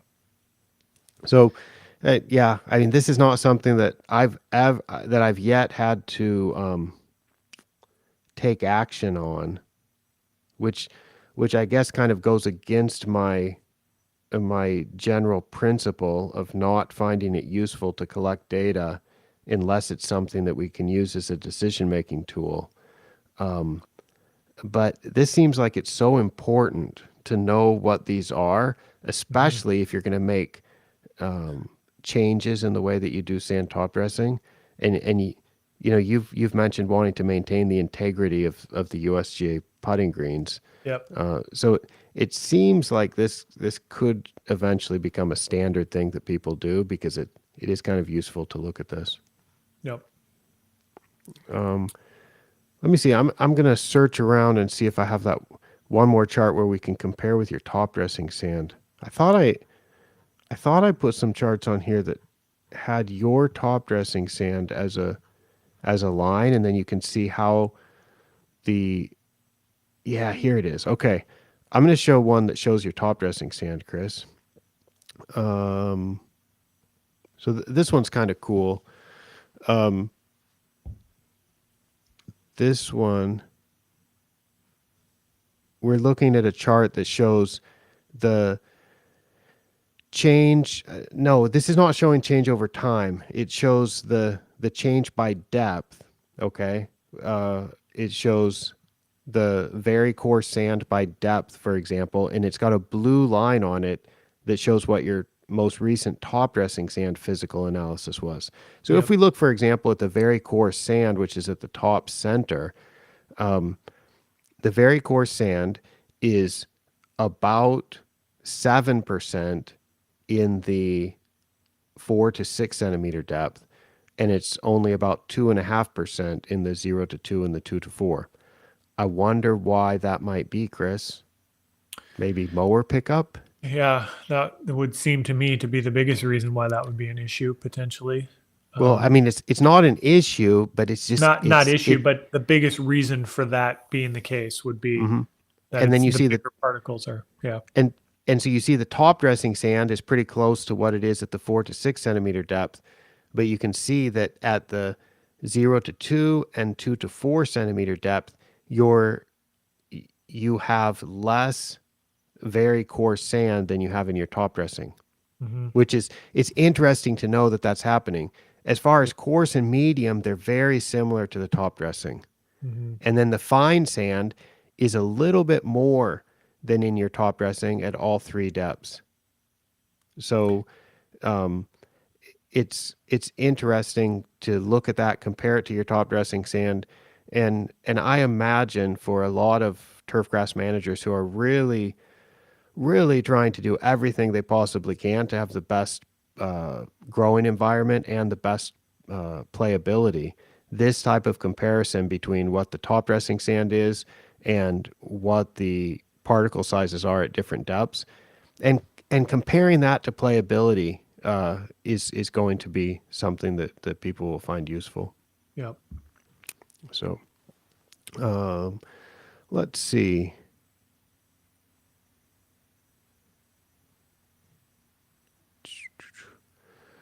I don't think we don't have any new comments, do we? One, Randy just Oh had a. yeah. Okay. Here we go. Randy Randy asks, is very fine sand decreasing the infiltration rates? You're not measuring the infiltration rate, so we don't know, but yeah, almost certainly it does. If you increase that, then the infiltration rate should go down. I've wondered about very fine sand and whether some of that, and I have no idea if some of that is just coming from the environment, wind blowing dirt around and blowing, just what do you think, Mike? Is that could that result in an amount that would be actually show up on these in these? Yeah, I mean, it's at some point. I don't know enough about it to say if that would show up in 4 years or if it takes 400 years for the Yeah, amount, uh, and it must depend on the location. But yeah, the the idea is to check it and to find out what's happening at your site. And I know a lot of people change top dressing sands, or they change the tools and the machines with which they're applying it. mhm, And people are always trying to improve and do things in an even more efficient way, and find better ways to get even better results. And I think this type of checking both what's happening by depth, what's happening by particle size, what's happening with particle size over time, what's happening with particle size at different depths in comparison to what the top dressing material is, can really just, I think as a turfgrass manager, it gives you so much information that you feel like you're totally understanding what's going on. And you're like, okay, next year I'm going to do this. I mean, I guess eventually we will start making some actionable decisions. We'll start making decisions based on this because it's like, you know what? I don't like the way that's going. I'm going to change my top dressing sand, or I don't yeah. like what's happening at that depth. I'm definitely gonna introduce some more sand down to that depth. Well, let me let me show another. See if I can share my screen. I'm going to try one more time. I'm going to try this. Uh, Here we go. So this is the process that we did when we aerified this year. Can you see that, Micah? I sure can. And one thing that we discussed briefly is that maybe this sweeping process, in fact, you can see where the cursor is here, is some of the larger crushed Can you, component of this sand. just in Go case ahead. somebody in the future is listening to this and not Yes. watching, can you Yes. describe what your picture shows? Okay. My picture is of a process that we use to fill the holes when we aerified this summer, which is hand brooming the sand into the aerification holes. And it's a picture of the sand sort of spread out with like a windrow or piles on the end. And what I'm showing with my mouse here, my pointer, is you can maybe see, depending on the resolution of your screen, you can see that maybe some of the larger pieces are separating out here a little bit. So as we did this process, I did notice that we were seeing some separation and some segregation of the larger particles. And I wonder if maybe what's getting left behind or what got left behind through this process wasn't a more fine textured sand, which could have been part of that change in the in the fines Yeah, it potentially. it it could have been, and because that was kind of a different process this year, and then you saw a change. Um, it's yeah, we don't know for sure, but that's something that can be checked, and you've got Yep. data now to look at that. Yep. All right. Well, we're about at our record time, uh, 2.5 hours. People look at that and go like, when am I? For the people that joined us live, that's awesome, and thanks for taking the time. For people who look at this that's recorded, and they say, "Ooh, that's a podcast or that's a video of 2.5 hours Yeah. duration." When am I ever going to find the time to do it? That's daunting. It's daunting. It I is. guess. It is daunting. I know if I look at a podcast that I like and it's that long, I might decide to pass. But I hope people will listen, and maybe you could record an intro to the podcast, Micah, and tell people how that if they do press play, you can tell them how scintillating a discussion it is all the way through, and that they shouldn't give up on it, and they shouldn't find the 2.5 hours to be a daunting number. Yeah, yeah, we'll see. It's easy to just sit and talk about turf grass, and I just hope we can provide some useful information. I think we started this with the typical response that John Kaminsky got right to the point, uh, with kind of the status quo thinking about this, which is that you can't do this forever, and yet you're you're able to not punch holes and still have a suitable infiltration rate. You punch holes every couple of years, right? Right. I mean, you skipped Roughly. last year, Yep. and you skipped 2020, maybe or not. I think we punched holes in 2020. I think the funny thing is with this has gotten to be, I know in some circles this is I'm like the guy who doesn't airify, but I've only not airified 1 year out of this Hmm. whole stretch that we've done. It's more about I would like to be known as the guy who doesn't do maintenance Mondays. That would be the more accurate uh, Okay. statement. Okay. The guy who doesn't do maintenance Mondays. That could be Yeah. the. If I have to give a title to the Oh, podcast, so perfect. yeah, yeah, a 2.5 hour conversation with the guy who doesn't do maintenance Mondays. Okay. I make a note of that in case I can use that In as a title. in cursive, of course. Uh, I'm just looking at it. Yeah, it's a hybrid, but yeah, my notes should be in cursive. It's a more efficient way to write. Um, let's see. I guess I wanted to make one more point, that maybe we've kind of, I don't know that we've talked specifically about that.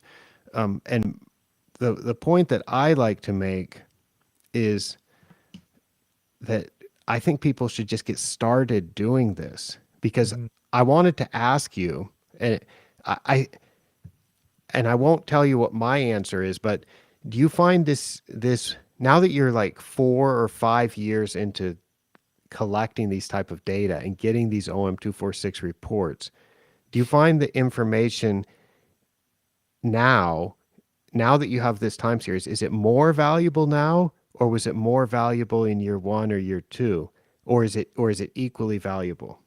Mm. And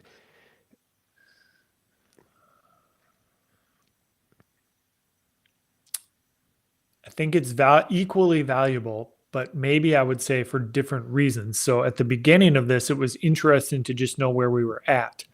And now every year, it's sort of, as I talked about, there's a consistency to what we're doing. And we see consistent responses with the playing conditions. We see consistent responses with the firmness, with the infiltration rate, with all those things. So we get to the end of the year. And when you send the report and you say, I've got the results, I kind of know that those results are going to be what they are. Like we haven't ever really been surprised by them. and and I think that that's probably uh, going to continue to happen. But now I find the results useful because it just confirms that what we're doing is working. Um, it confirms that everything I see every day during the course of the season is what's happening. So I think I find him equally as, how did you say it? How did you ask the question? Equally as, Yeah, equally, basically. Yeah, yeah, I mean, for me, I think it's more valuable the longer you do this. And yep, so what I encourage people, if you're just thinking about this, uh, go ahead and get started, mm-hmm, because the year one you just find out where you're at. Year two you start to get having a time series, but yep, where it's so valuable now, it's very predictable. And with Kea Golf Club, we've now been doing this for 7 seasons, and what we find is it's extremely predictable. But then where it can be so valuable is if something comes back now after 5 years for you, after 7 years at Kea, after however many years for the courses that are doing this type of testing, if you get results that come back now after having that time series, if it comes back and it's not predictable and something's changed, you you you really can easily take action on that, or you know that you may need to take action on that. And in fact, Grant Saunders shared the data uh, from down at Hamilton Golf Club in New Zealand, where they have primarily brown top surfaces, and he really likes to maintain a really nice putting surface there with a certain type of firmness. And their OM2 went up in their recent testing by a couple percent. So he's very quickly implemented some new practices to change the way that he's putting top dressing, to change the amount of top dressing, and to mm-hmm, change um, the tools that he's using, so that he's going to get the organic matter in the top 2 centimeters back down to the level that he wants, and that he's had, because he has a long time series, and he knows. And he also said that the surfaces after a rain aren't quite at the firmness level that he wants. yep, And that's where these data, for me, I find it of course it's equally valuable, but it potentially is more valuable the longer you do it. And that's why, I mean, that's what I wanted to say. That's one message that I wanted to get across, is uh, and you can't get that time series unless you start doing this. well, that's it. You just said, it's like anything. I've said this about clipping volume. You just have to start, and you have to not be worried about getting some kind of results from it or immediately knowing what you're looking at. You have to start, and then when I look at my clipping volume charts from years and years and years, there's so much great information in there about how much we've grown the grass and how much nitrogen has been put down, and that is really valuable when we look at the types of things that we've talked about today. And I said, well, you were on kind of taking this back to the beginning, Mike, as we wrap up here. I said, well, you were shut down, that at the beginning we said, is this can't work forever. That was the question that was posed to us, or the comment that was made to us. But I would ask the question, with the data that we have now, is, okay, well, when does that change? When do we go from this very consistent sort of flatline results? When does it get to the point where it doesn't work? I don't see that it's going to work like that. Yeah, that's a very good point, and a good way for us to wrap this up. So there, of course, is more information than you can read, more information than you can listen to, between uh, what I write about at asianturfgrass.com, what I write about at paceturf.org, and what you write about on your Substack, and between our various podcasts and videos and so on. So there's lots more information about this, and we keep producing more information about this, and hopefully keep explaining it in a way that people can learn from learn from what we've learned also. And then I keep learning too, and yeah, we keep learning and sharing it. So Mhm. I appreciate that the people that like to come along on the ride with us and provide feedback and and give us new ideas and try this stuff and let us know if it works or not. I think we're still both still waiting for the person who tries some of this and decides that they didn't like it and they quit, right? Well, Martin Nilsson at Royal Copenhagen, I think you know Martin also. Yeah. We we were talking. We had some good conversations. He's a very witty fellow, and he definitely tried clipping volume for like 5 months, and then he stopped doing it. But was trying to encourage him to do it Yeah. again. And I think one of the problems that people have is they're busy doing the work, and they don't have the spreadsheet set up like you do where they can easily put in the data and look at it. So if you just have the numbers but you're not using them, I think Hmm. that's a bit of an issue. So I know I'm going to meet Mark Cooker next week. He's been developing a app that can make it easy to input this and then display it. And there's Greenkeeper. The USGA has the Deacon platform, and there's others out there, I suppose, or there must be other companies working to develop these kind of things Hmm. to make it easier for people to make use of the data. And for me, that's not a stumbling block at all, because I write my own code that can take the data files and then display it exactly how I want it. But for most people, they don't want. I think they're not going to spend the time developing their own custom spreadsheet, and Right. so just collecting the clipping volume is one thing, but making use of it and displaying the data and gaining insights from it, that I think that might be the one thing that leads people to stop. Yeah. Anyway, I mentioned Martin being very witty, and he said he really enjoys your Substack, and he gets it by email. And I'm like, well, did you know you can get my? And he said he's like he hasn't seen so much from me, and he gets my stuff on Twitter, and he's not sure whether the Twitter algorithm is showing like what I'm doing and stuff. I'm like, did you not know that you can get my blog by email also? It's like Substack is just like a delivery platform, and you can do the same thing for mine. And yeah, he was making fun of me for that, Oh, for being so offended that he enjoys getting your email newsletter, but it's like, oh, you could get from Micah too. well, hopefully he's corrected and he's signed up for your list now. Well, yeah, I think uh, people could. I try to make it so people can get information however they like to. So I try to share through many different channels.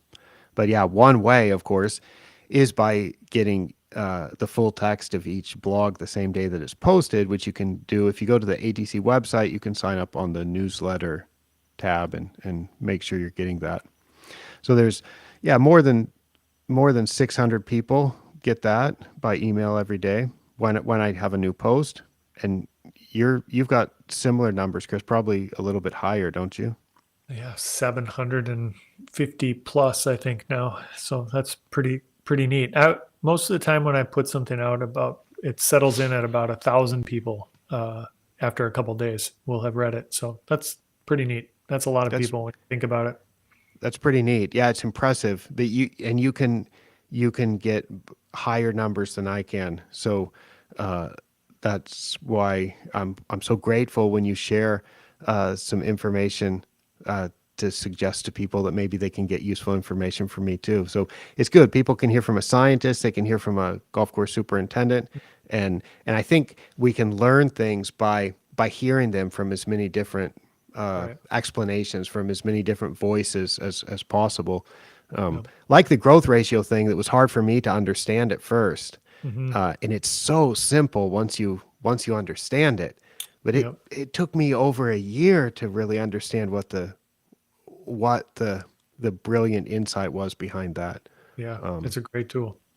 Yeah. So I understand, like, I, I struggle to understand new things, and I imagine everybody does. Not everything is going to click instantly. So it's wonderful that you can share information, I can share information, and there are a lot of people out there around the turfgrass world uh, who are interested in learning about these things. So Hmm. it's exciting. All right, I think we now set a new record for the length of the live stream, Chris. I So think so. let's Yeah. let's close this thing out. Okay. All right, thanks for I did want to yeah say, yeah. like, Go we ahead. shouldn't worry. When we talk about how long this is, it is called office hours. And if you were to have an office hours with somebody with whom you shared a great deal of the same interests, and you would probably sit and talk about it for a long time. So, I think it's a-okay that we talk for this amount of time, and people can decide to listen or not listen at their leisure. Yeah, it's we stayed on topic because on office hours you also would talk about a range of things. So we Yeah. went through the report, and we took a couple tangents, told a Yeah. couple stories, referred to a few people around the world. Had Yeah, it's cool. I enjoyed it. So thank you very much, Chris, for joining. And yeah, everybody, check out the links when I get this posted. Yeah, you'll find Chris's Substack and various other links to useful information. But check that out. And Chris will be announcing, I'm sure, some of the upcoming conferences he'll be speaking at, and so you can maybe meet him in person or talk with him about some of these things over the upcoming winter in the Northern Hemisphere. Hmm. Okay. Thanks, All Chris. right. Thanks for having me. Yep. Bye bye. Thank you. Thanks, everyone, for joining for ATC from Chiba, Japan. I am Michael Woods. Bye bye.